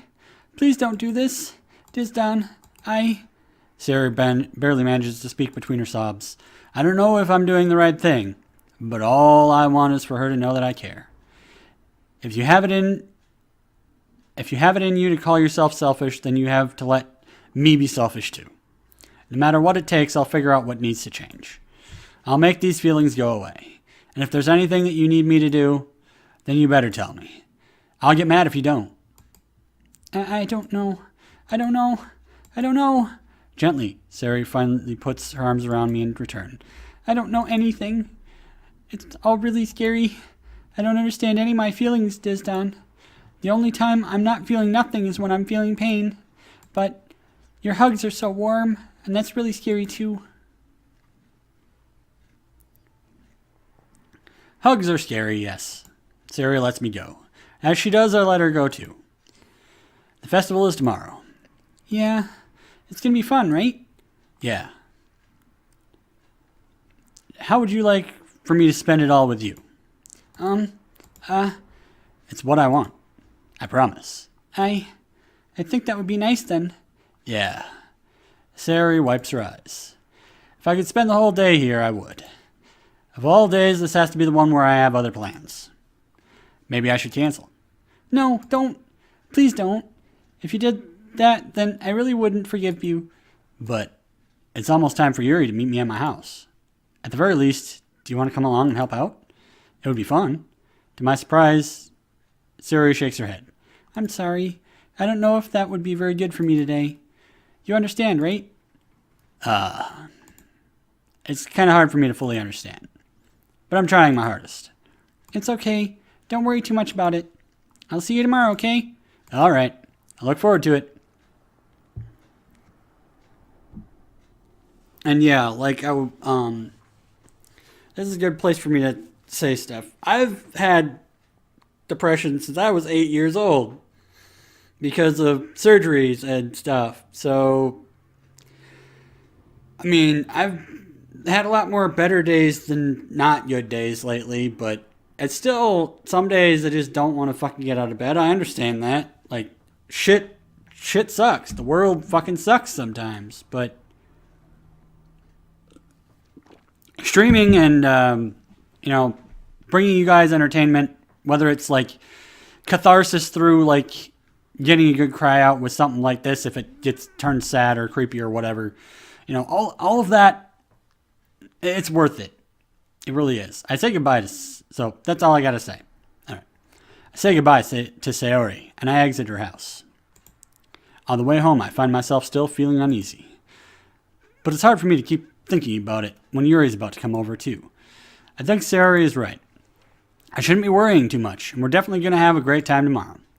I should just focus on what's ahead of me. As I approach my house, I see something that makes me feel a moment of panic. Yuri? Thank goodness. You're a little early. I'm sorry I wasn't home yet. Were you waiting for a long time? No, I just got here, but I started to get really nervous about when nobody answered the doorbell. You always could have texted me. If I had known, I would have reassured you and hurried more on my way home. I suppose that's true. I didn't think of that for some reason. It should be common sense to do that, but I decided to ignore it. Anyway, let's go inside. I see you brought a lot of stuff with you. That's right. And did you manage to find everything I asked you to buy as well? Yeah, pretty much. At least I hope I got everything right. I'm sure it will be fine. I take Yuri to my room.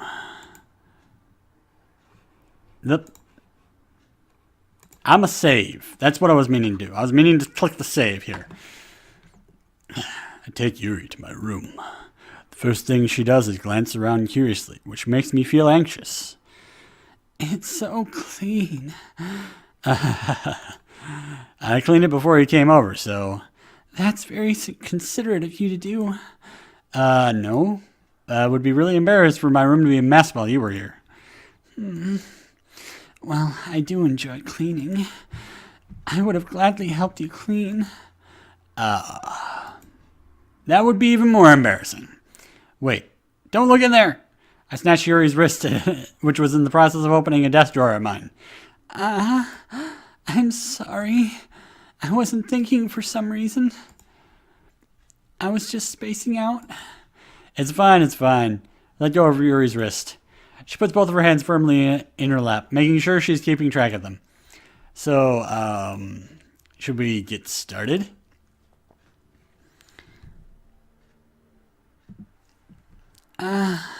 Yes. I have a few things planned that you can help with. Decorations and other atmospheric enhancements. Atmospheric enhancements? You know, mood lighting, aromatherapy candles. Oh. Wow. I didn't know you planned on taking it that far. Of course. I want to help take our guests to a faraway place. Although many will just stop by out of curiosity. And for cupcakes, I guess. I'm determined to provide an experience that will leave them wanting more. That's great. It's easy to forget that you're a pretty intense person. Intense? I guess that's the best way to put it. Is that a bad thing? No, not at all. It's something that I like about you, actually. Is that so? That makes me feel relieved and kind of happy. Yeah, no need to be so anxious. You can relax a little. Relax. I brought some things for relaxation. I was going to use them during the poetry event. Oh yeah, like what? Let's see. Yuri rummages through her bag. She pulls out a few candles and a wooden cylinder-shaped object. I did some shopping on the way here, so I happen to have these in my bag.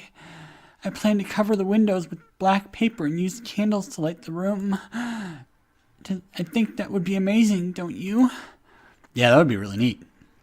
What's the wooden thing, though?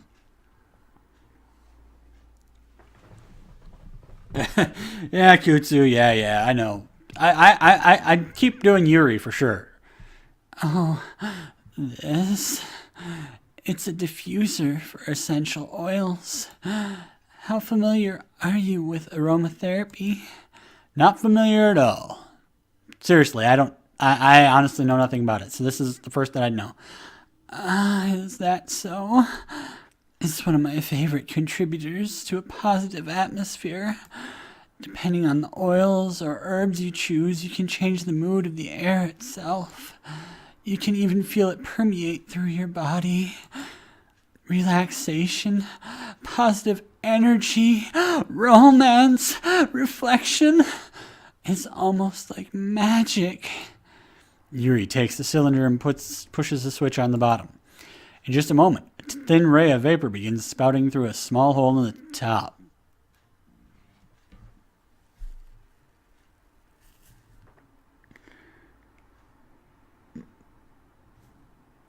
Yeah, having too much fun, and okay,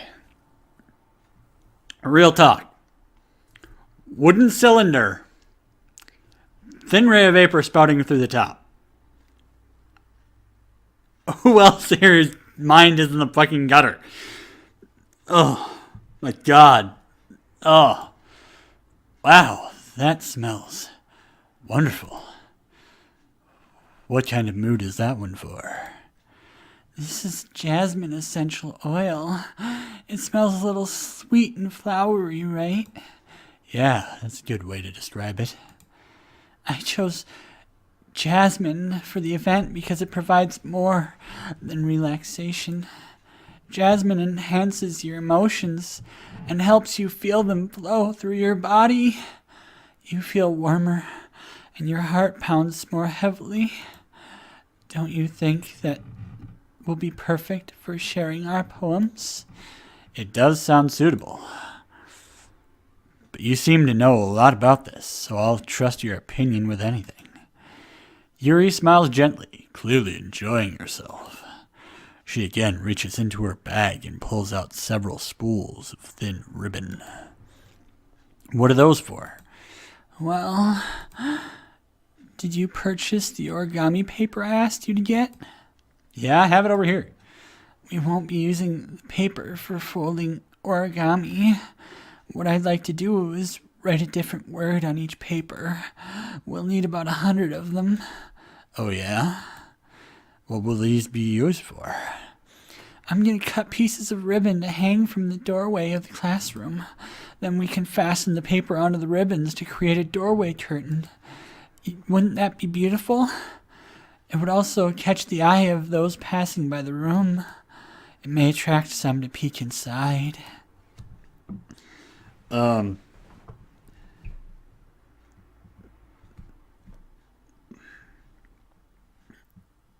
Oh, yeah, it could be me reading that makes it seem that way. It really could be. But the funniest thing is I unlocked the fourth Great Fairy in my normal Breath of the Wild save, and holy shit, that the voice that I use for Yuri and I also do for the Great Fairies, it makes so much sense, because if you max out things, the Great Fairy takes you down, if you know what I mean. It may cut to black, but I have a feeling I know what the fucking fairy does with you. That's really creative. I had no idea you'd be so good at this, Yuri. Is that so? Well, I suppose I do get a little intense, as you'd put it. Yuri giggles with red cheeks. Is it just me, or is she more relaxed when it's just the two of us? Or maybe it's the excitement she feels from sharing something that she enjoys. Here's a marker, Disdonn. You can write any characters you want. I'll help you once I finish cutting the ribbons. All right. Sitting on the floor together, the two of us get to work. I carefully draw a different character on each paper, doing my best to manage my band handwriting. Yuri unravels a long strand of red ribbon to her desired lengths. Then she reaches into their bag once more and pulls out a pocket knife. The knife is strangely beautiful. Silver handle has an intricate pattern of waves etched into it. The blade itself is gently tinted blue. That's no ordinary pocket knife. Looks really fancy. Well...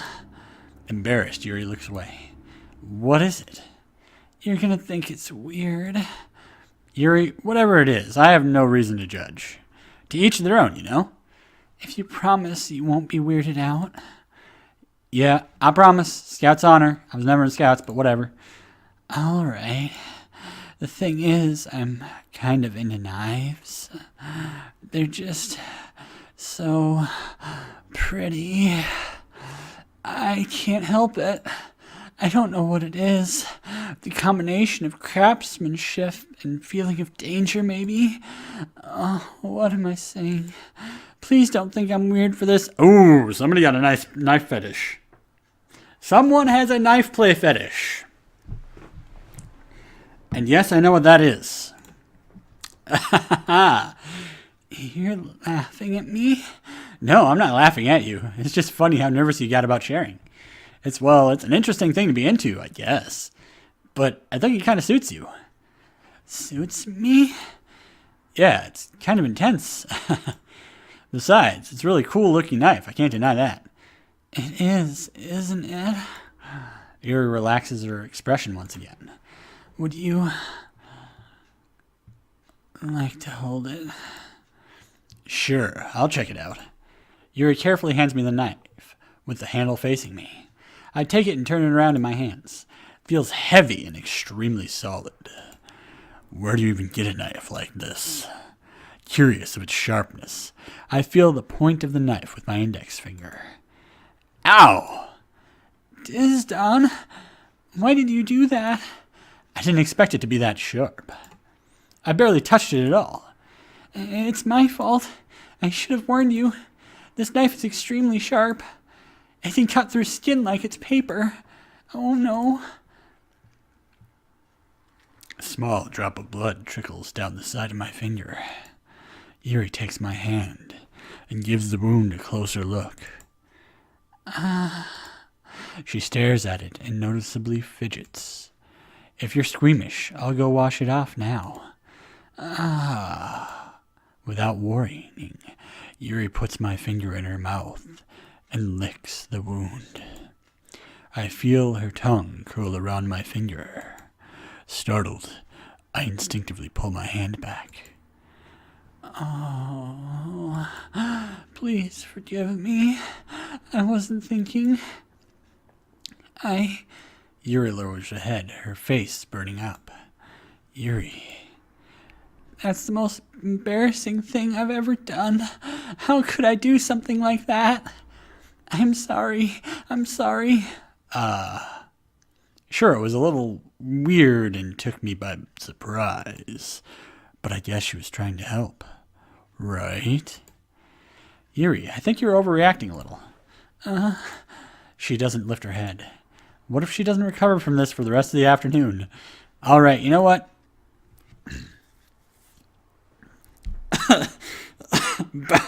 Oh God, where is this going? Boundaries, woman. There's no such thing as boundaries with this woman. You knew that when I got into this. This might be a stupid thing to do, but I do it anyway. I take Yuri's hand and lick her index finger in return.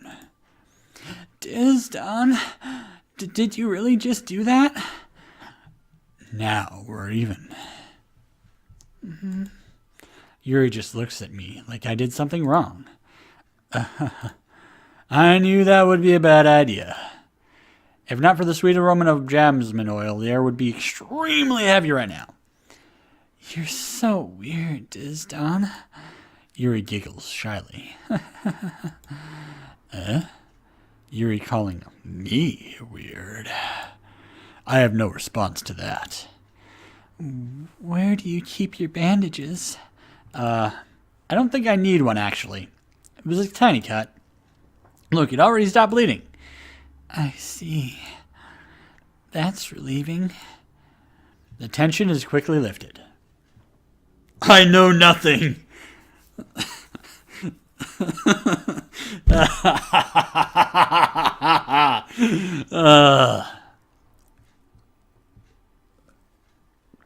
Man, leave it to me to make a weird game weirder, right? We resume our respective activities.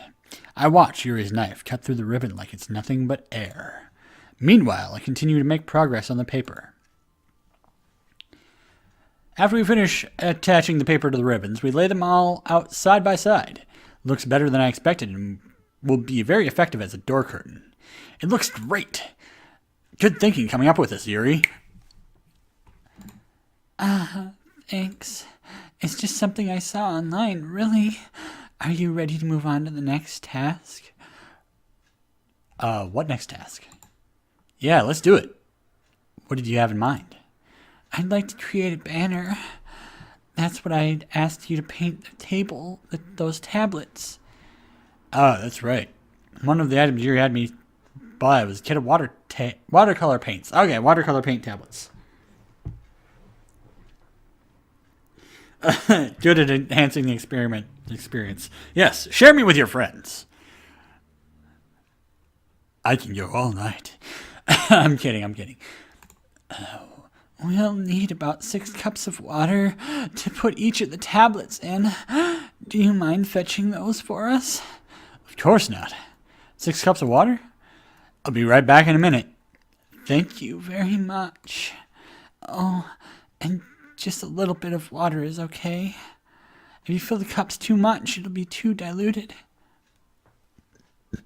Taking Yuri's advice, I decided to use small plastic bathroom cups and rather than full-sized glasses. Hiccups. I put them on a plate to catch any paint that drips, then bring it back into my room. Yuri? Yes? I come to see Yuri quickly unrolling your sleeves, putting it back over her arm. Nothing. Your face is a little red. Is it too hot in here or anything? No, not at all. There's nothing wrong, so let's mix the paint.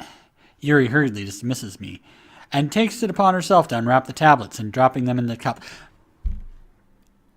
She's wearing long sleeves a lot. I have a feeling that the dark part of this game is just starting with Satori.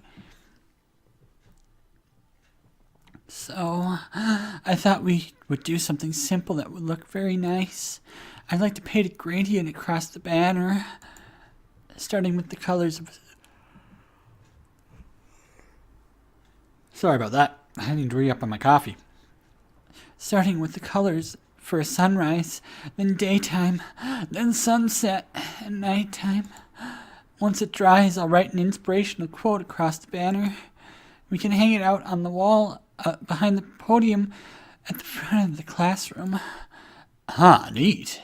What are you going to write? Well, it will be more fun to surprise you. I don't like this. Yuri smiles at me. If you say so. After rolling out the banner, Yuri and I kneel on opposite sides so we don't get in the way of each other. Yuri uses a brush and adds a few dots of different colors across the banner to serve as a color guide when we paint. This kind of reminds me of elementary school. Painting on a banner with watercolors feels a lot like art class projects we had back then. It's relaxing. I'm sorry if this feels too childish. No, I didn't mean that at all. It's kind of fun, you know? Yeah, it's fun. I'm glad you feel that way too. Yuri stops painting for a moment, thinking to herself. For me, I don't need to go out and do crazy things to have fun. In fact, I usually don't even want to. I just take what I can spend time with one person. Even if it's something simple, like reading, it doesn't matter if we don't talk much. Just having a friend next to me makes things feel a little bit nicer. I think that's all it takes for me to be happy. Is that so? Even if Yuri and I are quite different, I can understand where she's coming from. I feel that way about things like anime and games, where simply sharing the experience with someone can make me happy. I think I feel the same way. Yuri smiles gently. I knew you'd understand. Yuri leans over the banner to grab an unused paintbrush. But I move at the same time, causing my head to bump into hers. Yeah, so sorry. Yuri reels back and I quickly lift my hands in surprise. Are you hurt? No, I'm not hurt. It just started me, that's all. I'm sorry, I should have asked you to get it for me. It's not your fault. Your face. There are droplets of paint on Yuri's face and neck. Is there something on my face? Yeah, I accidentally got paint on you. Sorry, it's totally my fault. I'll get you a towel right away. I rush out and fetch a small towel, then I dampen it with hot water. I return to my room and kneel back and down in front of her. Here. I pat down Yuri's face and neck with the towel.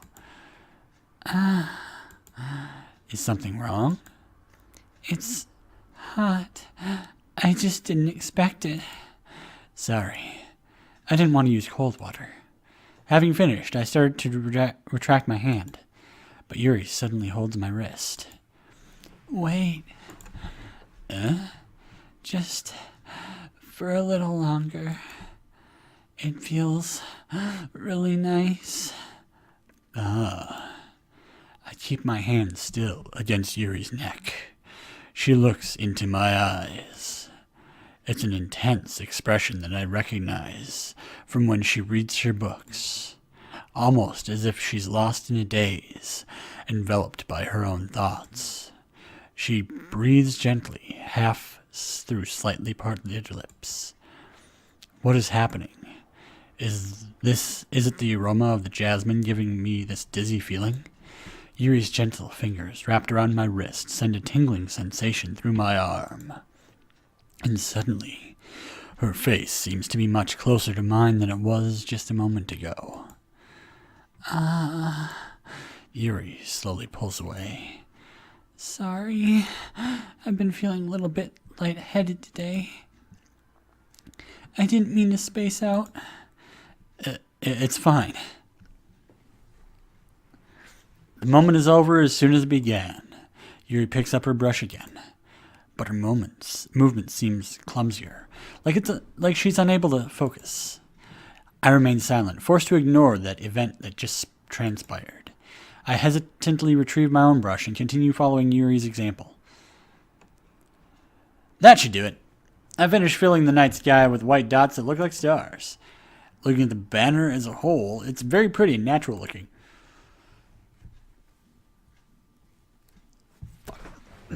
I think it came out better than I expected. I'm really happy with the results. Yeah, me too. Are you going to add the lettering now? Not yet. It needs to dry first. That's true, but won't that take a while? Well, perhaps it would be best to leave it here than have you bring it in the morning. I can do the lettering in the classroom before the event starts. Is that okay? That's totally fine. Wonderful. In that case, I don't think there's anything more for us to do here. Whew. You say that like you're glad it's over. Was I wrong to assume that you were at least enjoying yourself a little bit? No, it's not that. I'm just glad that we managed to get everything done. I see. I am too. I was a little concerned about time. I need to start making dinner soon. Ah, so you don't have any time left. I was secretly hoping we would have extra time after finishing the work. Well, Yuri thinks to herself. I think it would be too irresponsible of me to wait much longer. I'm sorry. I was hoping there would be more time as well. It's probably my fault. Sorry for being such a slow worker. No, it's not your fault at all. And the important thing is we got everything done, right? Yeah. So, I shouldn't be disappointed or anything. Gathering all her things, Yuri seemed to look a little downcast. I understand why. It sounded like she rarely gets the opportunity to spend time with friends in a relaxed environment. But that doesn't mean it's the last time it can happen. Once Yuri packs up, I walk her out the front door. Thank you very much for having me today. No problem. I'm glad I was able to help. Just let me know if there's anything else you need me to bring tomorrow. I will. Well then. Yuri fidgets. I guess I'll see you tomorrow? Wait. I kind of say that without thinking. About today. It's fine that we didn't have as much time as we wanted. Because we can do this again. Whenever you want, you can come over, or we could go out somewhere. I forgot you don't like going out much. As I stumble over my words, Yuri simply smiles bashfully. Anyway, you know what I'm trying to say, so... You're very thoughtful, Disdonn. Yuri takes a step closer to me, then briefly squeezes my hand. I kind of like that about you. Well, how am I supposed to respond to that? But I don't even get a chance to, as Yuri suddenly pulls back. Sayori? Eh? Hi, Disdonn. Sayori? Just now, we weren't, It's okay, Disdonn. I just stopped by to say hi. Well, it's nice to see you. I'm sorry, but I'm already on my way to leave. Oh, really? That's too bad. I'm sorry.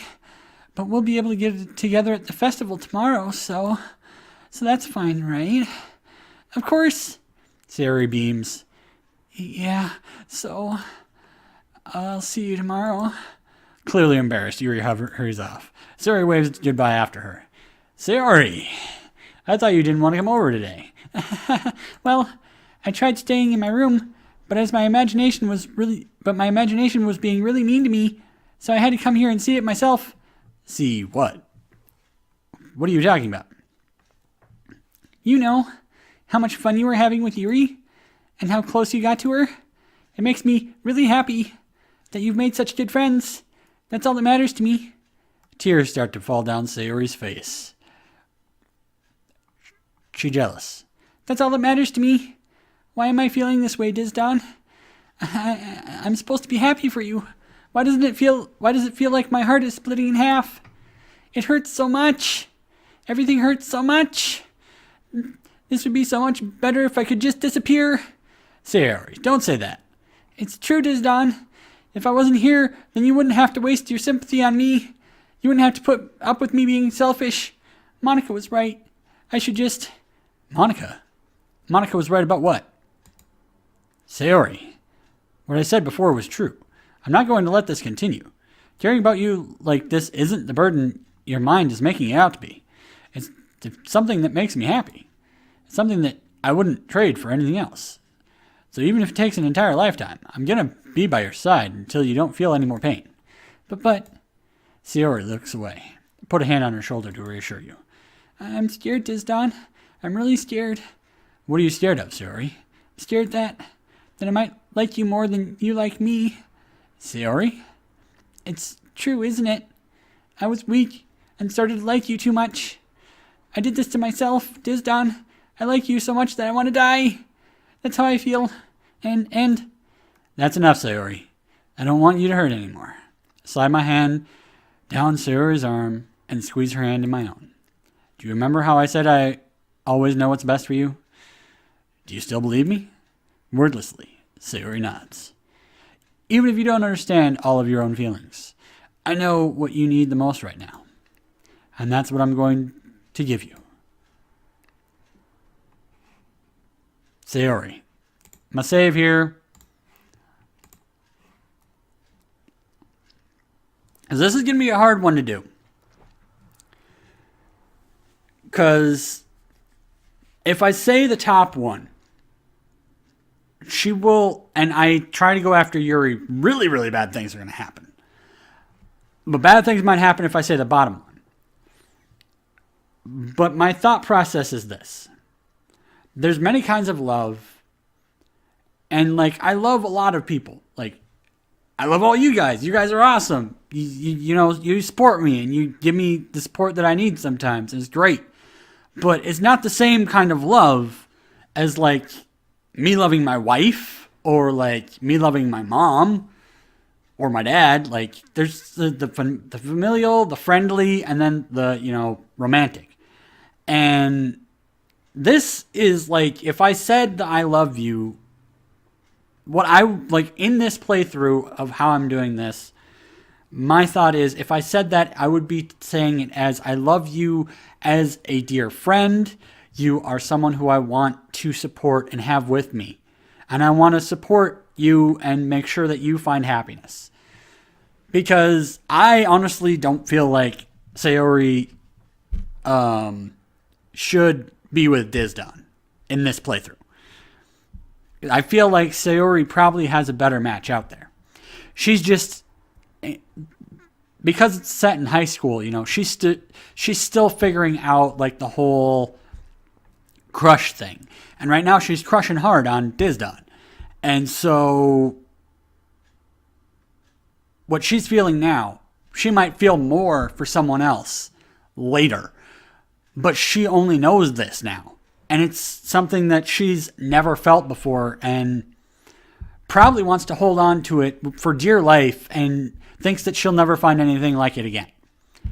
So, I hate to let her down a little, but you'll always be my dearest friend. What you need most is for things to be like they've always been. Monica told me the truth. She told me how much happier you seemed after I joined the club. I know you're struggling with some really difficult feelings right now, but please trust me that I know what's best and what will make you happy in the end. I promise I'll get things back to the way they were. I see.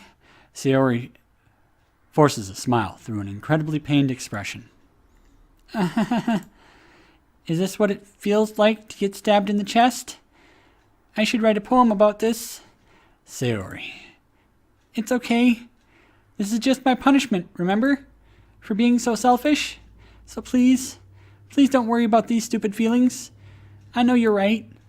I knew this whole time that there's no happiness down that path. That's why I came here. Just so I could get the answer I needed to hear. And the other thing, you're also right that I just want to go back to the way it was. I realize that now. You really do know me better than anyone, Disdonn. I'll trust you with anything. Anything at all. So... Sayori's smile finally breaks. All of a sudden, she turns around and drops to her knees. Ah! Clutching her head with both hands, she screams as loudly as she can. I'm so shocked that I didn't know how to react. Sayori looks over her shoulder and flashes me one more weak smile before turning around and running off. Sayori! I'm left helplessly standing in front of my house. Why am I feeling horrible about this? Nothing more I could have done. The most I could do is support Sayori through her feelings and help her on her path that's right. But I'm having as much trouble understanding Sayori's feelings as she is. Even though I can comfort her, I keep wondering if I should be doing something more, or something different. I know these thoughts will continue to plague me until things are back to the way they were. I'm going to give her everything I got. Sayori will always be my dearest friend. And I'll do whatever it takes to put a smile on her face every day.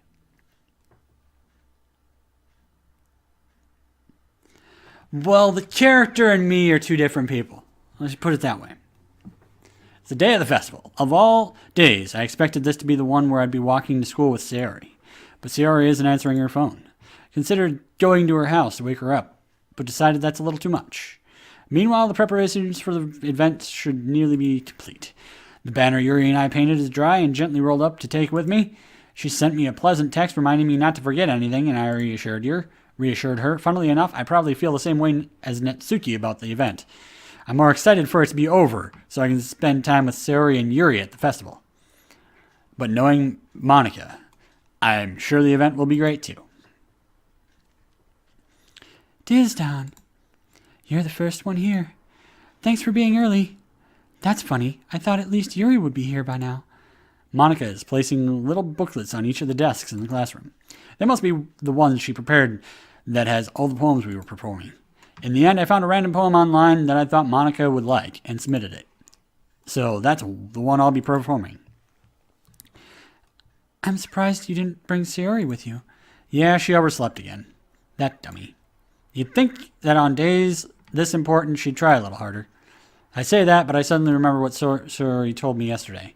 And I suddenly feel awful, knowing it's not nearly that simple for her. I only said it because it's the way I'm used to thinking. But maybe I should have gone to wake her up after all. You should take a little responsibility for her, Disdonn. I mean, especially after your exchange with her yesterday. You kind of left her hanging this morning, you know? Exchange? Monica, you know about that? Of course I do. I'm club president after all. But, I stammer, embarrassed, did Sayori really tell her about that quickly? About how I basically turned down her confession? That makes me really seem like the bad guy here. Ow. Hurts. Don't it? Am I evil? Yes, I am. But I'm the one who knows what's best for her, right? Jeez. You don't know the full story at all, so, Don't worry. I probably know a lot more than you think. Fuck. Monica is God. God is Monica. Monica is being as friendly as usual, but for some reason I felt a chill down my spine after hearing that. There's no music. Hey, don't you want to check out the pamphlets? They came out really nice. Yeah, sure. Grab one of the pamphlets laid out on the desks. Oh yeah, they really did. Something like this will definitely help people take the club more seriously. Yeah, I thought so too.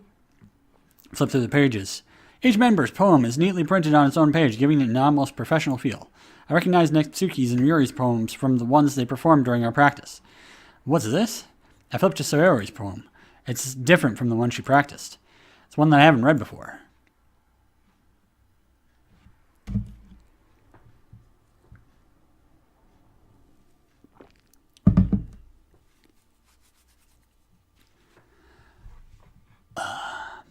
Percent. Get out of my head. Get out of my head. Get out of my head. Get out of my head.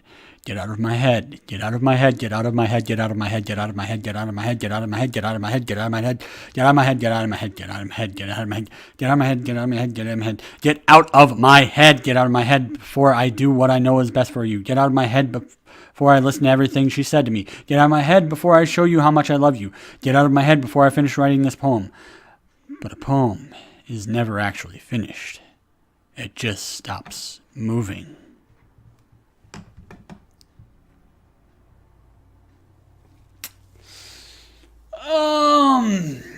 All work, no play makes Satori wanna fucking kill me. What is this? Reading the poem, I get a pit in my stomach. Disdonn, what's wrong? Nothing. This poem feels completely different from everything else Sayori's written. But more than that, I changed my mind. I'm gonna go get Sayori, so... Well, alright. Try not to take too long, okay? I quickly leave the classroom. Don't strain yourself. Monica calls out after me. I quicken my pace. What was I thinking? I should have tried a little bit harder for Sayori. It's not that big of a deal to at least wait for her, or help her wake up. Even the simple gesture of walking her to school makes her really happy. Besides, I told her yesterday that things would be the same as they always have been. That's all she needs, and what I want to give to her. I reach Sayori's house and knock on the door. I don't expect an answer since she's not picking up her phone either. Like yesterday, I opened the door and let myself in. Sayori? She really is a heavy sleeper. I swallow. I can't believe I ended up doing this after all. Waking her up in her own house. Isn't that more like something a boyfriend would do? In any case, it just feels right. Outside Sayori's room, I knock on the door. Sayori? Wake up, dummy. There's no response. I really didn't want to have to enter a room like this. Isn't it kind of a breach of privacy? But she really leaves you no choice. I gently open the door. So,